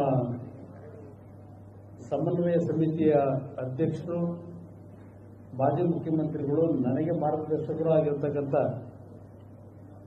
ಸನ್ಮಾನ್ಯ ಸಿದ್ದರಾಮಯ್ಯವರು ನಿಮ್ಮ ಮುಂದೆ ಕೆಲವು ವಿಷಯಗಳನ್ನು ಪ್ರಸ್ತಾಪ ಮಾಡಿದ್ದಾರೆ. ಈಗಾಗಲೇ ಸಭೆಯಲ್ಲಿ ನಾವು ಮುಂದಿನ ಚುನಾವಣೆಗೆ ಜಂಟಿ ಕಾರ್ಯಕ್ರಮಗಳು ಯಾವ ರೀತಿಯಲ್ಲಿ ಪಕ್ಷದ ಕಾರ್ಯಕರ್ತರಿಗೆ ಒಂದು ವಿಶ್ವಾಸವನ್ನು ಮೂಡಿಸ್ತಕ್ಕಂಥದ್ದು ಮತ್ತು ನಾಡಿನ ಜನತೆಗೆ, ಮತದಾರರಿಗೆ ವಿಶ್ವಾಸವನ್ನು ಮೂಡಿಸ್ತಕ್ಕಂಥದ್ರ ಮುಖಾಂತರ ಎರಡೂ ಪಕ್ಷಗಳ ನಾಯಕರು 28ಕ್ಕೆ 28 ಲೋಕಸಭಾ ಕ್ಷೇತ್ರಗಳನ್ನು ರಾಜ್ಯದಲ್ಲಿ ಜನತೆಯ ಆಶೀರ್ವಾದದೊಂದಿಗೆ ನಾವು ಗೆಲ್ಲಲೇಬೇಕು ಅಂತಕ್ಕಂಥ ಒಂದು ಉದ್ದೇಶದಿಂದ ಈ ಒಂದು ಚುನಾವಣೆಯನ್ನ ಸವಾಲಾಗಿ ನಾವು ಸ್ವೀಕಾರ ಮಾಡಿರ್ತಕ್ಕಂಥದ್ದು. ನಿನ್ನೆ ದಿನ ಈಗಾಗಲೇ ಸನ್ಮಾನ್ಯ ದೇವೇಗೌಡರು ಮತ್ತು ಕಾಂಗ್ರೆಸ್ ಪಕ್ಷದ ರಾಜ್ಯದ ಉಸ್ತುವಾರಿ ನಾಯಕರು ಆಗಿರ್ತಕ್ಕಂಥ ವೇಣುಗೋಪಾಲ್ ಅವರು, ದಿನೇಶ್ ಗುಂಡೂರಾಯರವರು ಎಲ್ಲರೂ ಏನೋ ಒಂದು ಮೊದಲನೇ ಚರ್ಚೆಯನ್ನು ಮಾಡಿದರು. ಇವತ್ತಿನ ದಿನ ಸನ್ಮಾನ್ಯ ಸಿದ್ದರಾಮಣ್ಣ ಅವರ ಜೊತೆಯಲ್ಲಿ ದಿನೇಶ್ ಗುಂಡೂರಾವ್ ಅವರು, ಡಿ.ಕೆ. ಶಿವಕುಮಾರ್ ಅವರು ಮತ್ತು ನಾವೆಲ್ಲರೂ ಸುದೀರ್ಘವಾಗಿ ಹಲವಾರು ವಿಷಯಗಳ ಬಗ್ಗೆ ಚರ್ಚೆ ಮಾಡಿದ್ದೇವೆ. ಒಂದು 2-3 ಕ್ಷೇತ್ರಗಳಲ್ಲಿ ಸಣ್ಣ ಪುಟ್ಟ ಸಮಸ್ಯೆಗಳು ಇರ್ತಕ್ಕಂಥದ್ದು ಬಹುಶಃ ನೀವೇ ಪ್ರಶ್ನೆ ಕೇಳ್ತೀರಿ, ಅದಕ್ಕೆ ನಾನೇ ಉತ್ತರ ಕೊಟ್ಬಿಡ್ತೀನಿ. ನೀವು ಪ್ರಶ್ನೆ ಕೇಳದೆ ಬೇಡ ಅಂತಕ್ಕಂಥ ಹಿನ್ನೆಲೆ ಒಳಗೆ ಆ ಸಣ್ಣ ಪುಟ್ಟ ಸಮಸ್ಯೆಗಳು ಏನು ಬಗೆಹರಿಸ್ಕೊಳ್ಳಿಕ್ಕೆ ಆಗದೇ ಇರತಕ್ಕಂಥದ್ದು ಏನಿಲ್ಲ. ಅಲ್ಲಿ ಅದನ್ನು ಯಾವ ರೀತಿ ಸರಿಪಡಿಸಬೇಕು ಅಂತಕ್ಕಂಥದ್ರಲ್ಲಿ ಸನ್ಮಾನ್ಯ ಸಿದ್ದರಾಮಯ್ಯನವರು, ದೇವೇಗೌಡರು ಸಮರ್ಥರಿದ್ದಾರೆ. ಅವರಿಬ್ಬರ ನಾಯಕತ್ವದಲ್ಲಿ ಯಾವುದೇ ಒಂದು ಸಣ್ಣ ಸಮಸ್ಯೆಗಳು ಯಾವುದೇ ಕ್ಷೇತ್ರಗಳಲ್ಲಿದ್ದರೂ ಅದೆಲ್ಲವನ್ನ ಸರಿಪಡಿಸ್ಕೊಳ್ತಕ್ಕಂಥದ್ರಲ್ಲಿ ಈಗಾಗಲೇ ಕಾರ್ಯೋನ್ಮುಖರಾಗಿರ್ತಕ್ಕಂಥದ್ದೇನಿದೆ. ಈಗಾಗಲೇ ಸಿದ್ದರಾಮಯ್ಯ ಅವರು ಹೇಳಿದಂಥ ರೀತಿಯಲ್ಲಿ ಸನ್ಮಾನ್ಯ ರಾಹುಲ್ ಗಾಂಧಿ ಅವರು, ಸನ್ಮಾನ್ಯ ದೇವೇಗೌಡರು, ಪಕ್ಷದ ರಾಜ್ಯದ ಎಲ್ಲ ನಾವು 2 ಪಕ್ಷಗಳ ನಾಯಕರು ಒಂದು ಐತಿಹಾಸಿಕವಾದಂತಹ ಚುನಾವಣಾ ಪ್ರಚಾರ ಸಭೆಯನ್ನ ಬೆಂಗಳೂರು ನಗರದಿಂದ ಪ್ರಾರಂಭ ಮಾಡಬೇಕು ಅಂತಕ್ಕಂಥ ಒಂದು ಸಮಯವನ್ನ ಇವತ್ತೇನು ನಿಗದಿ ಮಾಡಿಕೊಂಡಿದ್ದೇವೆ. ರಾಹುಲ್ ಗಾಂಧಿಯವರ ಒಂದು ಆ ಸಭೆಗೆ ಬರ್ತಕ್ಕಂಥದಕ್ಕೆ ಅವರಿಗೆ ಹಲವಾರು ದೇಶದ ಪ್ರಚಾರಗಳಲ್ಲಿ ಭಾಗವಹಿಸಬೇಕಾದಂಥ ಬಿಡುಗಡೆ ಕಾರ್ಯಕ್ರಮದಲ್ಲಿ ಅವರೇನಿದ್ದಾರೆ. ಆದರೆ ಇದು ಒಂದು ಐತಿಹಾಸಿಕವಾದ ಸಮಾವೇಶ ಆಗ್ತಕ್ಕಂಥ ಹಿನ್ನೆಲೆಯಲ್ಲಿ ಅವರು ಆ ಸಭೆಯಲ್ಲಿ ಭಾಗವಹಿಸಿ 2 ಪಕ್ಷಗಳ ನಾಯಕರು ದೇಶಕ್ಕೆ ಒಂದು ಸಂದೇಶ ಇವತ್ತು ಕರ್ನಾಟಕ ರಾಜ್ಯದಲ್ಲೇ ಕೊಡಬೇಕು ಅಂತಕ್ಕಂಥದ್ದು. ಅದರ ಹಿನ್ನೆಲೆಯಲ್ಲಿ ಮಾರ್ಚ್ 31ನೇ ತಾರೀಕು ಈ ಒಂದು ಕಾರ್ಯಕ್ರಮವನ್ನು ಮಾಡಬೇಕು ಅಂತಕ್ಕಂಥದ್ದು ಇವತ್ತಿನ ಸಭೆಯಲ್ಲಿ ಏನು ತೀರ್ಮಾನ ಆಗಿದೆ. ಸನ್ಮಾನ್ಯ ಸಿದ್ದರಾಮಯ್ಯ ಅವರು ಹೇಳಿದಂಥ ರೀತಿಯಲ್ಲಿ ಈ ಮೈತ್ರಿ ಸರ್ಕಾರ ರಚನೆ ಆದ ನಂತರ ರಾಜ್ಯದಲ್ಲಿ ನಡೆದಂಥ 3 ಲೋಕಸಭೆಯ ಚುನಾವಣೆ, 2 ವಿಧಾನಸಭೆಯ ಚುನಾವಣೆಗಳಲ್ಲಿ 4 ಕ್ಷೇತ್ರಗಳಲ್ಲಿ ಕಾಂಗ್ರೆಸ್ ಮತ್ತು JDS ಪಕ್ಷದ ಅಭ್ಯರ್ಥಿಗಳು ಅತ್ಯಂತ ಹೆಚ್ಚಿನ ಬಹುಮತದಲ್ಲಿ ಗೆದ್ದಿರತಕ್ಕಂಥದ್ದೇನಿದೆ. ಇವತ್ತು ನಡೆಯತಕ್ಕಂಥ ಲೋಕಸಭೆ ಚುನಾವಣೆಯಲ್ಲೂ ಅದೇ ರೀತಿಯಲ್ಲಿ 28ಕ್ಕೆ 28 ಕ್ಷೇತ್ರಗಳಲ್ಲೂ ನಾವಿವತ್ತು ಗೆಲ್ಲಲೇಬೇಕು ಅಂತಕ್ಕಂಥ ಒಂದು ಗುರಿ ಇಟ್ಟು ನಾವೇನು ಹೊರಟಿದ್ದೇವೆ. ಅದರಲ್ಲಿ ಯಶಸ್ಸನ್ನು ಕಾಣ್ತೀವಿ ಅಂತಕ್ಕಂಥ ಆತ್ಮವಿಶ್ವಾಸ ನನ್ನಲ್ಲಿದೆ, ನಮ್ಮೆಲ್ಲರಲ್ಲೂ ಇದೆ. ಅದರ ಹಿನ್ನೆಲೆಯಲ್ಲೇ ಇವತ್ತು ನಾವೇನು ಈ ಒಂದು ಸಭೆಯನ್ನ ಇವತ್ತು ಸನ್ಮಾನ್ಯ ಸಿದ್ದರಾಮಯ್ಯನವರ ನೇತೃತ್ವದಲ್ಲೇ ಇವತ್ತೇನು ನಡೆಸಿದ್ದೇವೆ. ಬಹುಶಃ ನಾಮಪತ್ರಗಳ ಸಲ್ಲಿಕೆಯ ಕಾರ್ಯಕ್ರಮಗಳು ಒಂದು ಕಡೆ ಏನು ಪ್ರಾರಂಭ ಆಗಿದೆ. 31ನೇ ತಾರೀಕಿನಿಂದ ಜಂಟಿ ಪ್ರಚಾರ ಸಭೆಗಳು ರಾಜ್ಯದಲ್ಲಿ 2 ಪಕ್ಷಗಳ ನಾಯಕರ ಜೊತೆಗೂಡಿ ಪ್ರಾರಂಭ ಆಗಬೇಕು ಅಂತಕ್ಕಂಥ ನಿರ್ಧಾರವನ್ನು ಮಾಡತಕ್ಕಂಥ ಜೊತೆಗೆ ಸಿದ್ದರಾಮಯ್ಯನವರು ಈಗಾಗಲೇ ಏನು ಹಲವಾರು ವಿಷಯಗಳ ಬಗ್ಗೆ ಚರ್ಚೆ ಮಾಡಿದ್ದಾರೆ. ವೀಕ್ಷಕರನ್ನ 2 ಪಕ್ಷಗಳಿಂದ ಪ್ರತಿಯೊಂದು ಲೋಕಸಭಾ ಕ್ಷೇತ್ರದಲ್ಲಿ ನೇಮಕವನ್ನು ಮಾಡತಕ್ಕಂಥದ್ದು, ಯಾವುದೇ ಸಮಸ್ಯೆಗಳಿಗೆ ಅವಕಾಶ ಕೊಡದೆ ಒಟ್ಟಾರೆ 2 ಪಕ್ಷಗಳು ವಿಶ್ವಾಸದಿಂದ 2 ಪಕ್ಷಗಳ ಕಾರ್ಯಕರ್ತರನ್ನು ಇವತ್ತು ಹುರಿದುಂಬಿಸಿ ಕೆಲಸವನ್ನು ಮಾಡತಕ್ಕಂಥ ನಿಟ್ಟಿನಲ್ಲಿ ಚಾಲನೆಯನ್ನು ಕೊಡ್ತಕ್ಕಂಥ ಪ್ರಮುಖವಾದ ನಿರ್ಧಾರಗಳು ಇವತ್ತಾಗಿದೆ ಅಂತಕ್ಕಂಥದ್ದನ್ನ ತಮ್ಮೆಲ್ಲರ ಗಮನಕ್ಕೆ ತರಲಿಕ್ಕೆ ನಾನು ಬಯಸ್ತೇನೆ. ಒಟ್ಟಾರೆ ನಮ್ಮ ಗುರಿ ಇರ್ತಕ್ಕಂಥದ್ದು ದೇಶದಲ್ಲಿ ಒಂದು ಬದಲಾವಣೆ ಬೇಕು. ದೇಶದಲ್ಲಿ ಬದಲಾವಣೆಯನ್ನು ತರತಕ್ಕಂಥ ದೃಷ್ಟಿಯಿಂದಲೇ ಕರ್ನಾಟಕದಿಂದಲೇ ಹಲವಾರು ಸಂದರ್ಭಗಳಲ್ಲಿ ದೇಶದ ರಾಜಕೀಯದ ಬದಲಾವಣೆಗಳನ್ನು ನಾವೇನು ಕಂಡಿದ್ದೇವೆ. ಅದು ಇಲ್ಲಿಂದಲೇ ಪ್ರಾರಂಭ ಆಗ್ತದೆ ಅಂತಕ್ಕಂಥದ್ದು ಹೇಳಲಿಕ್ಕೆ ಬಯಸ್ತೀನಿ. ಈಗಾಗಲೇ ಇಲ್ಲಿ ಮೈತ್ರಿ ಸರ್ಕಾರ ರಚನೆ ಆದ ನಂತರ ದೇಶದಲ್ಲಿ ನಡೆದಂಥ 13 ಉಪಚುನಾವಣೆಗಳು ಮತ್ತು 5 ರಾಜ್ಯದ ಚುನಾವಣೆಗಳಲ್ಲಿ ಇವತ್ತು ಕಾಂಗ್ರೆಸ್ ಪಕ್ಷ ಹೆಚ್ಚಿನ ಒಂದು ಶಕ್ತಿಯನ್ನು ಇವತ್ತೇನು ಪಡ್ಕೊಂಡಿದೆ ದೇಶದ ರಾಜಕಾರಣದಲ್ಲಿ. ಅದು ಈ ಒಂದು ಲೋಕಸಭೆ ಚುನಾವಣೆಯಲ್ಲೂ ಮುಂದುವರಿತದೆ ಅಂತಕ್ಕಂಥ ಮಾತನ್ನು ಈ ಸಂದರ್ಭದಲ್ಲಿ ಹೇಳ್ತಾ ಬಾಕಿ ವಿಷಯಗಳನ್ನು ಸನ್ಮಾನ್ಯ ನಮ್ಮ ರಾಷ್ಟ್ರೀಯ ಅಧ್ಯಕ್ಷರು ಚರ್ಚೆ ಮಾಡಿದ್ದಾರೆ.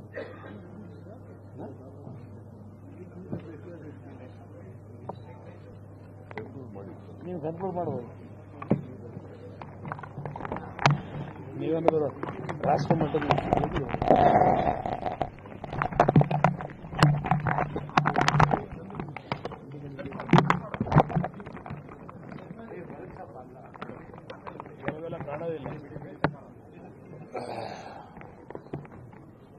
ಈಗಾಗಲೇ ಮಾಜಿ ಮುಖ್ಯಮಂತ್ರಿಗಳು, ಸಮನ್ವಯ ಸಮಿತಿಯ ಅಧ್ಯಕ್ಷರು ಹಾಗೆ ಮುಖ್ಯಮಂತ್ರಿಗಳಿಗೆ ಏನು ಮಾತನಾಡಿದ್ದಾರೆ, ಪೂರ್ವಭಾವಿ ಚರ್ಚೆಯಲ್ಲಿ ನಾವೆಲ್ಲ ಸೇರಿದ್ದೇವೆ. ಡಿ.ಕೆ. ಶಿವಕುಮಾರ್ ಅವರು ಇರ್ಬೋದು, ದಿನೇಶ್ ಗುಂಡೂರಾವ್ ಅವರು ಇರ್ಬೋದು, ಈಶ್ವರ ಖಂಡ್ರೆ ಅವರು ಇರ್ಬೋದು, ಉಪೇಂದ್ರ ರೆಡ್ಡಿ ಅವರು, ನಾವೆಲ್ಲ ಒಟ್ಟು ಸೇರಿ ಮಾತಾಡಿ ಈ ಒಂದು ತೀರ್ಮಾನಕ್ಕೆ ಬಂದಿದ್ದೇವೆ. ಅದರಿಂದ ಇಬ್ಬರು ಮುಖಂಡಗಳು ಹೇಳಿದ್ದಾರೆ, ಚುನಾವಣೆ ಮೊದಲನೇ ಹಂತದ ಚುನಾವಣೆ 18ನೇ ತಾರೀಕು ಆಗುತ್ತೆ. ಆದರೆ ನಾಮಿನೇಷನ್ ಪತ್ರ ಸಲ್ಲಿಸತಕ್ಕಂಥ ದಿನ ಇವತ್ತು ಪ್ರಾರಂಭ ಆಗಿದೆ. ಕಾಲ ಇರೋದು ಬಹಳ ಕಡಿಮೆ. ನಮಗೆ 31ನೇ ತಾರೀಕು ರಾಹುಲ್ ಗಾಂಧಿಯವರ ನೇತೃತ್ವದಲ್ಲಿ ಈ ಒಂದು ಬೃಹತ್ ಸಮಾವೇಶವನ್ನು ಮಾಡಬೇಕು ಅಂತ ತೀರ್ಮಾನ ಮಾಡಿದ್ವಿ. ಅದಕ್ಕೆ ವ್ಯವಸ್ಥೆ ಮಾಡೋದು ಒಂದು ಕಡೆ ಇದ್ರೆ, ನಾವು 31 ಕೂತ್ಕೊಳ್ಳೋದಿಲ್ಲ. ನಮಗೇನು ಸ್ಥಾನಗಳ ವಿಂಗಡಣೆ ಆಗಿದೆ. 8 ಲೋಕಸಭಾ ಕ್ಷೇತ್ರ, 20 ಲೋಕಸಭಾ ಕ್ಷೇತ್ರ ಕಾಂಗ್ರೆಸ್ಗೆ. ಈ 2 ತೀರ್ಮಾನಗಳ ಹಿನ್ನೆಲೆಯಲ್ಲಿ ಎಲ್ಲೆಲ್ಲಿ ನಾವು ಇರ್ತಕ್ಕಂಥ ಭಿನ್ನಾಭಿಪ್ರಾಯಗಳನ್ನು ಈಗಲೇ ಶಮನ ಮಾಡಿ ಅದು ಮುಂದುವರಿಯಲಿಕ್ಕೆ ಅವಕಾಶ ಕೊಡೋದಕ್ಕೆ ನೋಡಿಕೊಳ್ಳೋದಕ್ಕೆ ಒಂದು ತೀರ್ಮಾನಕ್ಕೂ ಬಂದಿದ್ದೇವೆ. ಹಳೆ ಮೈಸೂರು ಭಾಗದಲ್ಲಿ ಈ ಪ್ರಥಮ ಹಂತದ ಚುನಾವಣೆ ನಡೆಯಿತು. ಬಹುಶಃ ಶಿವಮೊಗ್ಗ, ದಾವಣಗೆರೆ 2 ಬಿಟ್ಟು ಈ ಚುನಾವಣೆಯಲ್ಲಿ ನಾವೇನು ನಾಮನಿರ್ದೇಶನ ಪತ್ರ ಹಾಕೋದಕ್ಕಿಂತ ಮುಂಚೆನೆ ಕೆಲವು ಸಣ್ಣ ಪುಟ್ಟ ವ್ಯತ್ಯಾಸಗಳೇನಿದೆ ಶಮನ ಮಾಡೋದು ಮೊದಲನೇ ನಮ್ಮ ಕರ್ತವ್ಯ. ಟೈಮು ಬಹಳ ಕಡಿಮೆ, ಅದರಿಂದ ಕೆಲಸ ಮಾಡ್ತೇವೆ. ಯಾವುದೇ ಚುನಾವಣೆ ಕ್ಷೇತ್ರದಲ್ಲಿ ಸ್ವಲ್ಪ ಬಿಕ್ಕಟ್ಟಿದ್ರೆ ಆ ಹೊಣೆಗಾರಿಕೆಯನ್ನು ನಾನು, ಸಿದ್ದರಾಮಯ್ಯ, ಕುಮಾರಸ್ವಾಮಿ ಅವರು, ಡಿ.ಕೆ. ಶಿವಕುಮಾರ್ ಇರ್ತಾರೆ, ದಿನೇಶ್ ಗುಂಡೂರಾವ್ ಇರ್ತಾರೆ, ಆ ಭಾಗ ಪರಮೇಶ್ವರ್ ಇರ್ತಾರೆ. ಈ ಹಂತದಲ್ಲೇ ಆ ಒಂದು ಬಿಕ್ಕಟ್ಟನ್ನು ಬಗೆಹರಿಸಿಕೊಳ್ಳಿಕ್ಕೂ ಪ್ರಯತ್ನ ಮಾಡ್ತೇವೆ. ಇಲ್ಲಿಂದ ಮುಂದಕ್ಕೆ ಶಾಸಕರಾಗಲಿ, ಜಿಲ್ಲಾ ಮಟ್ಟದ ಮುಖಂಡಗಳಾಗಲಿ ಯಾವುದೇ ರೀತಿಯ ಒಡಕು ಮಾತುಗಳನ್ನು ಆಡಬಾರದು. ಏನೇ ಇದ್ರೂ ನಾನು ಸಹಕರಿಸ್ತೇನೆ. ಸಿದ್ದರಾಮಯ್ಯರು ಇದ್ದಾರೆ, ಚೀಫ್ ಮಿನಿಸ್ಟರ್ ಇದ್ದಾರೆ, 2 ಪಕ್ಷದ ಮುಖಂಡರು ಇದ್ದಾರೆ, ದಿನೇಶ್ ಗುಂಡೂರಾವ್ ಸೇರಿದ್ದಾರೆ. ಅದರಿಂದ 23 2ನೇ ಹಂತ ಚುನಾವಣೆ ಮುಗಿದೋಗಿ ಇಡೀ ದೇಶ ಚುನಾವಣೆ ಮೇ 8ಗೆ ನಡೆಯೋದ್ರಿಂದ ನಮಗೆ 23 ಮಾರ್ಚ್ಗೆ ಮುಗಿದು ಅದಾದ್ಮೇಲೆ ಏನೇ ಇದ್ರು ಮೇನಲ್ಲಿ ಏಪ್ರಿಲ್ ಸಾರಿ ಅದಾದ್ಮೇಲೆ ರಾಜ್ಯದ ಆಡಳಿತ ನಡ್ಕೊಂಡು ಹೋಗುತ್ತೆ. ಅಲ್ಲೂ ಏನಾದರೂ ವ್ಯತ್ಯಾಸಗಳಿದ್ರೆ ಸರಿಪಡಿಸ್ಕೊಳ್ತಾರೆ. ನಮ್ಮ ಮೂಲ ಉದ್ದೇಶ ಈಗಾಗಲೇ ಸಿದ್ದರಾಮಯ್ಯ ಹೇಳಿದಾಗೆ ಈ ಒಂದು ಕೋಮು ಶಕ್ತಿಯನ್ನು ತಡೆಗಟ್ಟಬೇಕು ಅನ್ನೋದು ಮುಖ್ಯ ಇದೆ. ಮೈಸೂರಲ್ಲಿ ಏನಾಗುತ್ತೆ, ಮಂಡ್ಯದಲ್ಲಿ ಏನಾಗುತ್ತೆ, ದಿನನಿತ್ಯ ನಿಮ್ಮಗಳ ಮನಸ್ಸಿನಲ್ಲಿರುವ ಸಂಶಯಗಳನ್ನೆಲ್ಲ ನಾವು ಇವತ್ತು ಕೂತು ನಿವಾರಣೆ ಮಾಡ್ತೇವೆ. ಇಂಥ ಬಿಕ್ಕಟ್ಟುಗಳು ಎಲ್ಲೇ ಇದ್ರೂ ಸರಿಪಡಿಸಿ ಈ ಕ್ಷೇತ್ರಗಳಲ್ಲಿ ನಾವು ಜಯಗಳಿಸತಕ್ಕಂಥದ್ದಕ್ಕೆ ಸರ್ವ ಪ್ರಯತ್ನವೂ ಮಾಡೋದಷ್ಟೇ ಅಲ್ಲ, ಯಶಸ್ಸನ್ನು ಕಾಣ್ತೇವೆ. ಇದನ್ನು ನಿಮಗೆ ನೀವು ಮುಂದೆ ಸಾಧ್ಯವಾದ ಭಾವನೆ ಇದ್ರೆ ಕಾದು ನೋಡಬಹುದು. ನೀವು ಅದಕ್ಕಿಂತ ಹೆಚ್ಚು ಹೇಳಲ್ಲ. ಅದರಿಂದ ಮಾರ್ಚ್ 31 ಅವರು ಎಷ್ಟೇ ಕಾರ್ಯಕ್ರಮಗಳು ರಾಹುಲ್ ಗಾಂಧಿಯವರಿದ್ರು, ಬೇರೆ ಕಡೆ ಇರಿದ್ದವರಿಗೆ ರಾಷ್ಟ್ರ ಮಟ್ಟದ ಮುಖಂಡರು ನಾವು ವೇಣುಗೋಪಾಲ್ ಹತ್ರ ಮಾತನಾಡಿ ಅವರಿಗೆ ಒಪ್ಪಿಸಿದ್ದೇವೆ. ಅವರು ಕರ್ಕೊಂಡು ಬರಲಿಕ್ಕೂ ಒಪ್ಪಿದ್ದಾರೆ. ಯಾಕೆ ಈ ಒಂದು ತೀರ್ಮಾನ ಬಂದ್ವಿ ಅಂದ್ರೆ, ಒಂದು ರಾಷ್ಟ್ರೀಯ ಪಕ್ಷದ ನಾಯಕರು ಅವರ ಮುಖಂಡತ್ವದಲ್ಲೇ ಇವತ್ತು ದೇಶದಲ್ಲಿ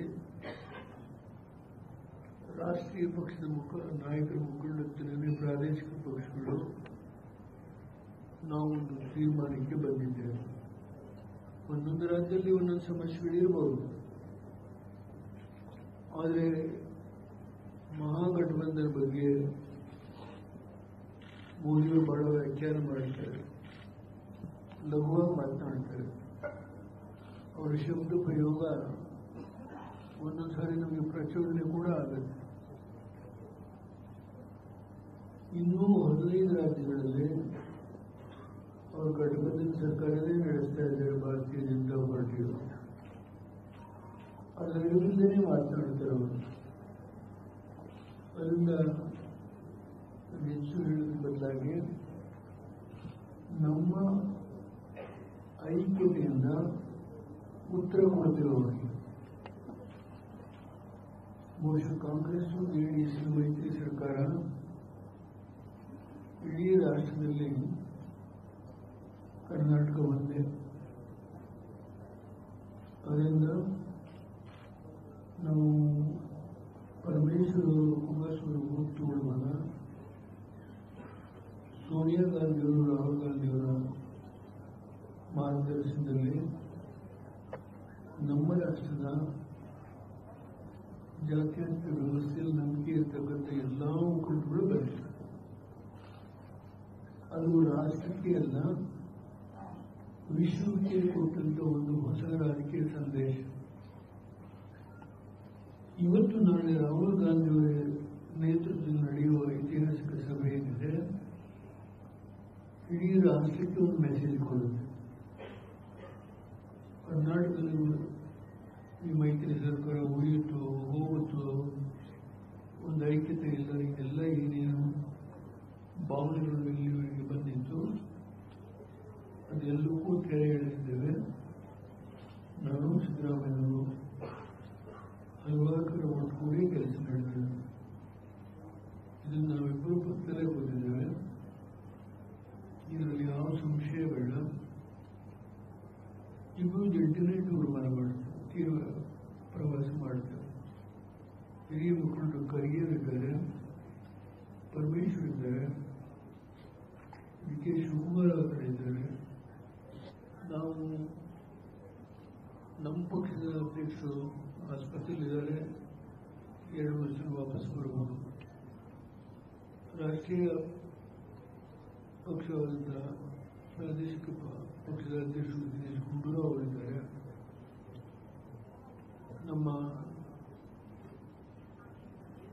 ಡೆಪ್ಟಿ ಕಾರ್ಯಾಧ್ಯಕ್ಷ ನಮ್ಮ ಕಂಠೆಯವರು ತಂದೆಯವರು ಬಹಳ ಹಳೆಯ ಸ್ನೇಹಿತರು ಅವರಿದ್ದಾರೆ. ಯಾವಾಗಲೂ ಆಲ್ ಪಾರ್ಟಿ ಮೀಟಿಂಗ್ ಹೋಗ್ತಾ ಇದ್ದಿಲ್ಲ, ನಮ್ಮ ಉಪೇಂದ್ರ ರೆಡ್ಡಿ ಅವ್ರನ್ನೇ ಕಳಿಸ್ಕೊಡ್ತಾ ಇದ್ರು. ಅವ್ರು ಬಹಳ ಭಾಗಿಯಾಗಿದ್ದಾರೆ ದೆಹಲಿ ಮೀಟಿಂಗ್. ಅವರಿದ್ದಾರೆ. ಆ ಸುಖದಲ್ಲಿ ಕೆಲಸದ ಪರಮೇಶ್ವರ ಬಂದಿಲ್ಲ, ಅದಕ್ಕೇನಾದರೂ ಮತ್ತೊಂದು ಭಾವನೆ ಕಲಿಸೋದನ್ನು ಮಾಡಿ ನಾವಿವತ್ತು ಏನು ಹೇಳಿದ್ವಿ ಅದು ಬುದ್ಧಿಗೆ ಇಳಿಸಿ ತೋರಿಸ್ತೇವೆ. ನಿಮಗೆ ಸ್ವಲ್ಪ ಕೆಲಸ ಹಗುರ ಮಾಡಿಕೊಡ್ತೇವೆ, ನಿಮಗೆ ಹಗುರ ಮಾಡಿಕೊಡ್ತೇವೆ.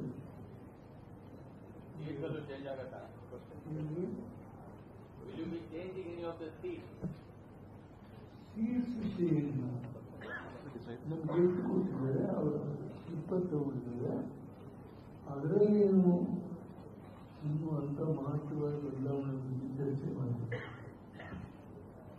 ಅದರ ಬಗ್ಗೆ ಅದ್ರ ಬಗ್ಗೆ ನಾವು ಇಷ್ಟೆಲ್ಲ ತೀರ್ಮಾನ ಬಂದಿದ್ದೇವೆ. ಸುರೇಶ್ವರಿಗೆ ವಿಶ್ವಾಸ ಏನು ಅಭಿಮಾನ ಇರ್ತದೆ ಕೂಡ ಯಾಕೆ ಬರಲ್ಲ ಅಂದ್ರೆ ದೇವೇಗೌಡರಿದ್ದಾರೆ, ನಿಲ್ಲೋದಿಲ್ವಾ, ಎಲ್ಲ ಪ್ರಶ್ನೆ ಇದ್ರೆ ಪ್ರಶ್ನೆ ಇದ್ದಾವೆ. ದೇವೇಗೌಡರು ಮೈಸೂರು ಹೋಗ್ತಾರ, ಹೋಗೋದಿಲ್ವಾ, ಎಲ್ಲ ಸಮಸ್ಯೆಗೆ ತೆರೆಯಿರ್ತೇವೆ. ನಾನು ಸಿದ್ದರಾಮಯ್ಯ ಒಟ್ಟಿಗೆ ಹೋಗ್ತೇವೆ ಅಂದರೆ ಸಂಶಯ ನಿಮಗೆ ಬಿಟ್ಟರೆ ಚರ್ಚೆ ಬೇಡ. ನಮ್ಮ ಹೋರಾಟ ಇರೋದು, ಹಠ ಇರೋದು, ಛಲ ಇರೋದು ಈ ರಾಜ್ಯದಲ್ಲಿ.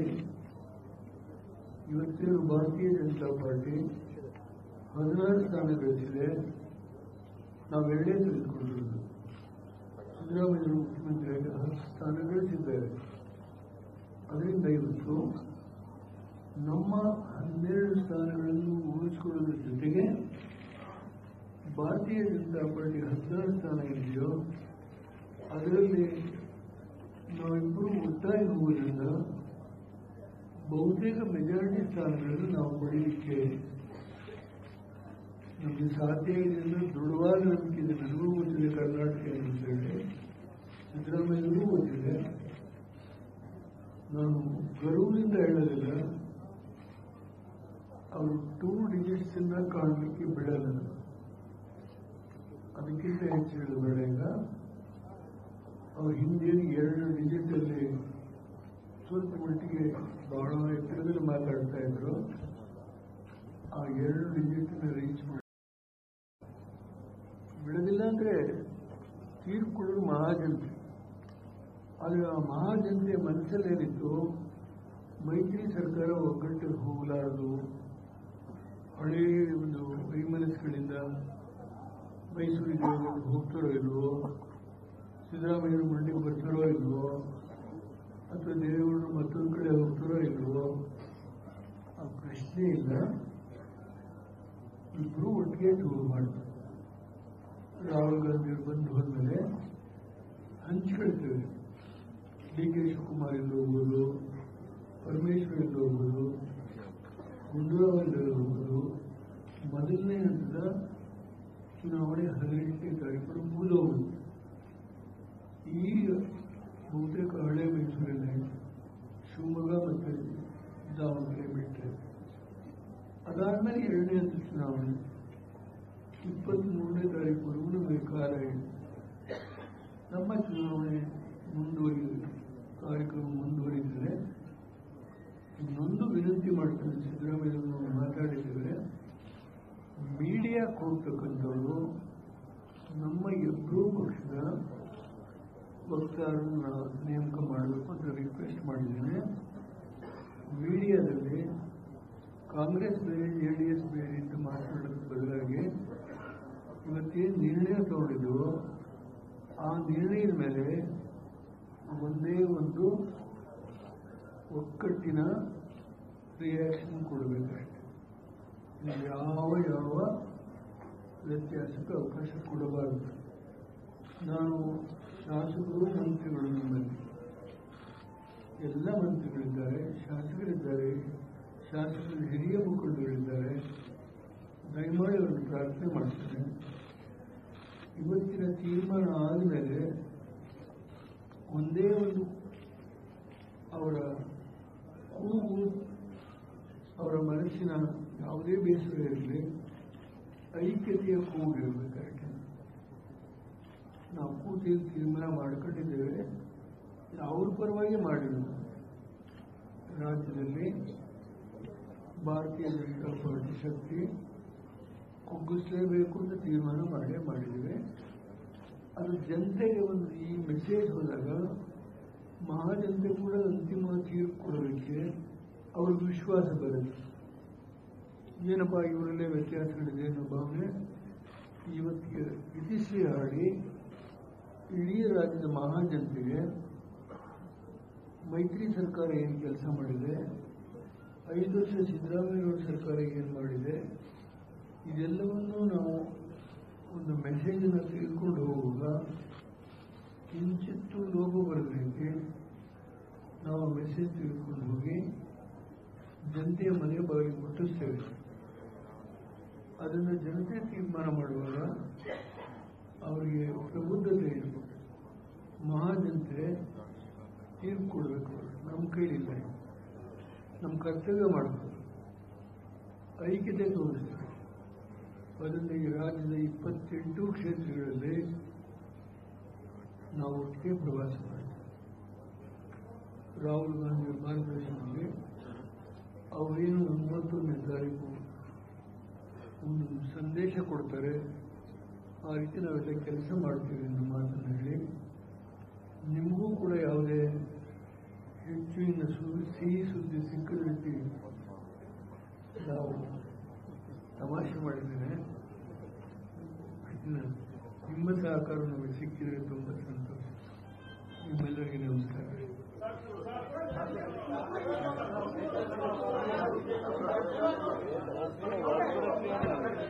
One at A time please.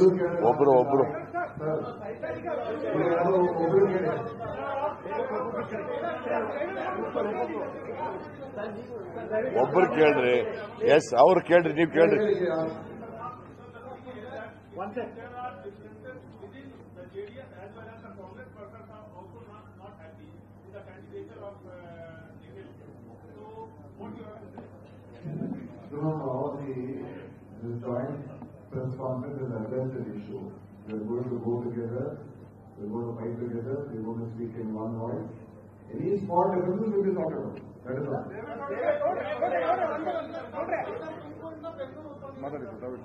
ಏನು ಅಲ್ಲ, ದೇವೇಗೌಡರು ಕೇಳ್ತಾ ಇದ್ದಾರೆ ಅವರು.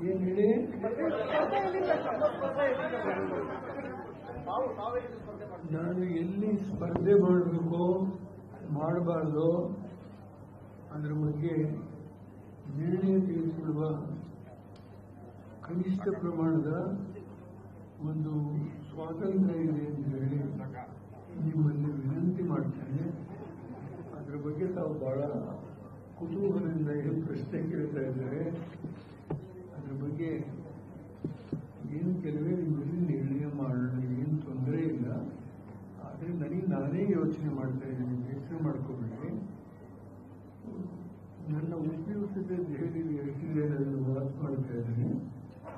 ಅದರ ಮೇಲೆ ನಾನೇ ತೀರ್ಮಾನ ಮಾಡ್ತೇನೆ. ನಾನು ಪಾರ್ಲಿಮೆಂಟಲ್ಲಿ ಮಾತಾಡುವಾಗ ಬಹುಶಃ ನನಗೆ ಇದೇ ಕೊನೆಗೆ ಭಾಷಣ ಅಂತ ಹೇಳಿದ್ದು ನೀವೆಲ್ಲ ಗ್ರಹಿಸಿರ್ಬೋದು. ಆದರೆ ಕೆಲವು ಸ್ನೇಹಿತರು ನಿಲ್ಲಬೇಕು ಅಂತ ಹೇಳ್ತಾರೆ. ಅದನ್ನು ಇನ್ನೂ ನಾನು ತೀರ್ಮಾನಕ್ಕೆ ಬಂದಿಲ್ಲ. ನಿಲ್ಲದೇ ಆದರೆ ಸಿದ್ದರಾಮಯ್ಯವರು ದಿನೇಶ್ ಕಡೆ ಕೂತಿದ್ದಾರೆ, ಅಲ್ಲಿ ಮುಖ್ಯಮಂತ್ರಿಗಳಿದ್ದಾರೆ, ಡಿ.ಕೆ ಅವರಿದ್ದಾರೆ, ಅವರೆಲ್ಲ ಎಲ್ಲೇ ಹೇಳ್ತಾರೆ ಅಂತ ನೋಡೋಣ.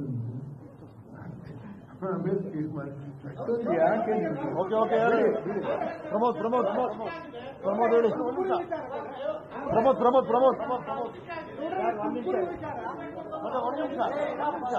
ಪ್ರಮೋದ್ ಕೇಳಿ. ತುಮಕೂರು ವಿಚಾರಕ್ಕೆ ಸಂಬಂಧಪಟ್ಟಂತೆ ಪರಮೇಶ್ವರ್ ಕೂಡ ಬಂದೋದ್ರು.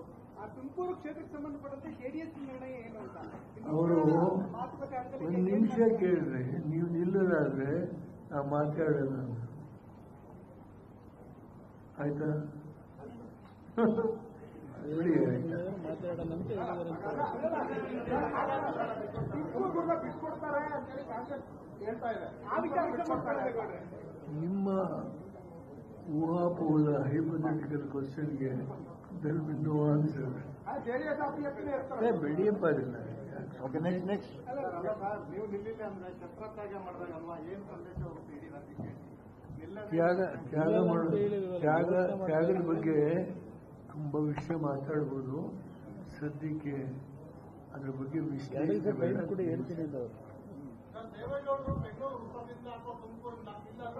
ಎರಡು ಕಡೆ ಇಲ್ಲ ಹೇಳ್ತೀನಿ. ನಾನು 3 ವರ್ಷ ಹಿಂದೆ ಪ್ರಜ್ವಲ್ ಅವರಿಗೆ ನಾನೇ ಸೀಟ್ ಬಿಟ್ಕೊಡ್ತೀನಿ ಅಂತ ಹೇಳಿದೆ. ಅದಕ್ಕೆ ಕಾರಣ ಇಷ್ಟೇ, ನನಗೆ 86, ಇನ್ನೊಂದು 3 ತಿಂಗಳು ಬಂದರೆ ಇಲ್ಲ ಇನ್ನು 2 ತಿಂಗಳಿರ್ಬೋದು, 82ಕ್ಕೆ ಎಂಟರ್ ಆಗ್ತೇನೆ. ಆ ಹಿನ್ನೆಲೆಯಿಂದಲೇ ನಾನು 3 ತಿಂಗಳಿಂದ ಹೇಳಿದ್ದು, 3 ವರ್ಷ ಹಿಂದೆ ವಾಸ್ತವಾಂಶ. ಇದರಲ್ಲಿ ಯಾವ ಮುಚ್ಚುಮರೆ ಇಲ್ಲ. ಪಾರ್ಲಿಮೆಂಟಲ್ಲಿ ಮಾತಾಡೋ ಕೂಡ ನನಗೆ ಮನಸ್ಸಲ್ಲಿ ಶಕ್ತಿ ಏನಿದೆ ತಿಳ್ಕೊಂಡೇ ನಾನೇನು ಮಾಡಿದೆ 96ರಲ್ಲಿ ಆ ಶಕ್ತಿ ನನಗಿದೆ ಅಂತ ಹೇಳೋದಾಗಿಲ್ಲ. ಅದರಿಂದ ಉತ್ಸಾಹ ಇದೆ. ನಮ್ಮ ಎದುರಾಳಿಗಳು ನನಗೆ ಕಾಂಗ್ರೆಸ್ ಅಲ್ಲ, ಭಾರತೀಯ ಜನತಾ ಪಾರ್ಟಿ. ಆದ್ದರಿಂದ ಕಿಂಚಿತ್ ಏನಾದರೂ ನಮ್ಮ ಕೈಗೆ ಮಾಡೋಕ್ಕೆ ಸಾಧ್ಯ ಇದ್ರೆ ಈ ದೇಶದಲ್ಲಿ ರಾಹುಲ್ ಗಾಂಧಿಯವರ ನೇತೃತ್ವದಲ್ಲಿ ಅವ್ರ ಜೊತೆ ನಿಲ್ಲಬಹುದು. ಇದರೊಳಗೆ 2 ಮಾತಿಲ್ಲ. Still I have not made up my mind. ಅದಕ್ಕೆ ಇನ್ನೂ ಯೋಚನೆ ಮಾಡ್ತಿದ್ದಾರೆ. ಕೆಲವರು ಹೇಳ್ತಾ ಇದ್ದಾರೆ, ಡೆಲ್ಲಿ ಬೇರೆ ಬೇರೆ ರಾಜ್ಯಗಳಲ್ಲೂ ನನಗೆ ವಿನಂತಿ ಮಾಡ್ತಾ ಇದ್ದಾರೆ, ಎಲ್ಡರ್ಲಿ ಪರ್ಸನ್ ನೀವು, ದೇಶ ಆಳದ ಅನುಭವ ಇದೆ, ಅದನ್ನ ನೀವು ನಿಲ್ಲಬೇಕು ಅಂತೂ ಹೇಳ್ತಾರೆ. ಅದು ಬೇರೆ ವಿಷಯ.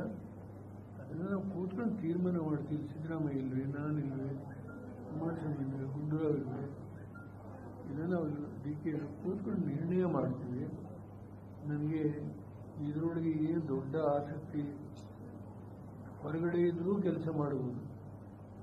ಭಾರತೀಯ ಜನತಾ ಪಾರ್ಟಿಯ ನಡವಳಿಕೆ ಬಗ್ಗೆ ನನ್ನದೇ ಆದಂಥ ಒಂದು ಕಟು ಅನುಭವ ಇದೆ. ನಾನು ಗುಜರಾತ್ ಸರ್ಕಾರಕ್ಕೆ ಕಿತಾಬ್ 10 ವರ್ಷಗಳಲ್ಲಿ, ಅದರ ಚರ್ಚೆ ಬೇಡ. ಏನೇನಾಗಿದೆ ಅನಾಹುತಗಳು ಈ ದೇಶದಲ್ಲಿ ಅನ್ನೋದು ಬಹಳ ಮುಖ್ಯ. ಅದು ಆ ಹಿನ್ನೆಲೆಯಲ್ಲಿ ನಾನು ಸಿದ್ದರಾಮಯ್ಯ ಕೂತು ಒಂದು ಅಭಿಪ್ರಾಯಕ್ಕೆ ಬಂದಿದ್ದೇವೆ.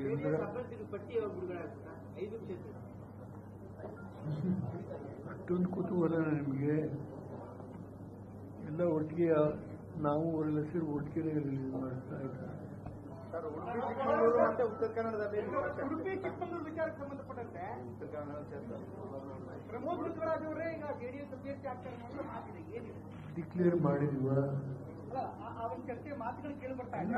ಒಂದು ವಿಷಯ ಬಂದರೆ ಜಯಪ್ರಕಾಶ್ ಹೆಗಡೆ ಅವರದು ಇದೆ, ಪ್ರಮೋದ್ ಮಧ್ವರಾಜ್ ಅವರ ಹೆಸರು ಇದೆ, ಕಾಂಗ್ರೆಸ್ ಕಡೆಯಿಂದ ಒಬ್ಬ ಹೆಣ್ಣುಮಗಳ ಹೆಸರು ಇದೆ.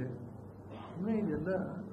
ಆದರೆ ಆ ಸೀಟ್ ನಮಗೆ ಬಿಟ್ಟುಕೊಟ್ಟಿರೋದ್ರಿಂದ ಪ್ಲೀಸ್ ನಾವು ಅವರು ಕೂತು ಸಹಮತದಿಂದ ಒಂದು ಅಭಿಪ್ರಾಯಕ್ಕೆ ಬರಬೇಕು.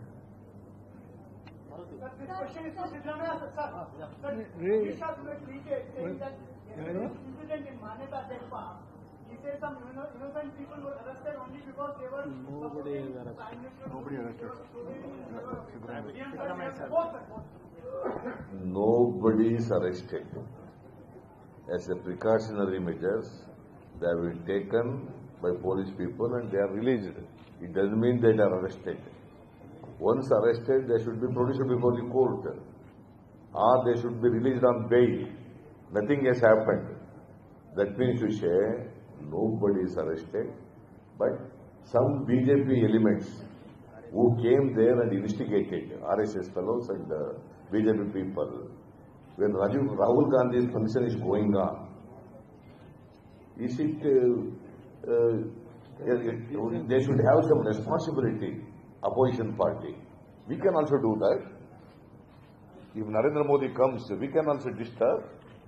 We can also chanting Rahul Gandhi's name. That is very bad. So that is why it's a precautionary measures they have been taken and they have been released immediately and they have not been arrested.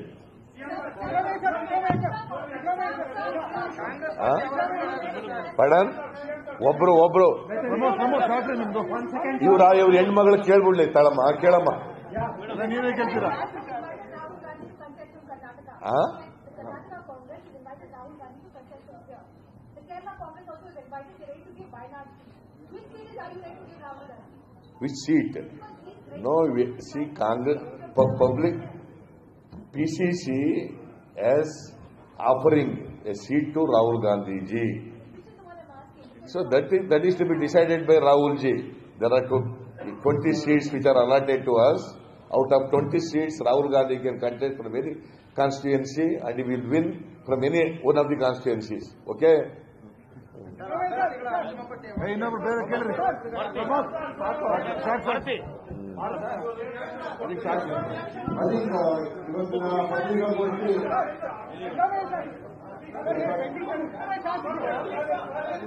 ಅವೆಲ್ಲ ಸರಿಪಡಿಸ್ತೀವ್ರಿ. All those small differences will be sorted out by me and Mr. Devagowda. Just a minute. Regarding today's Amish's reaction about yesterday's incident, I advise Amisha to instruct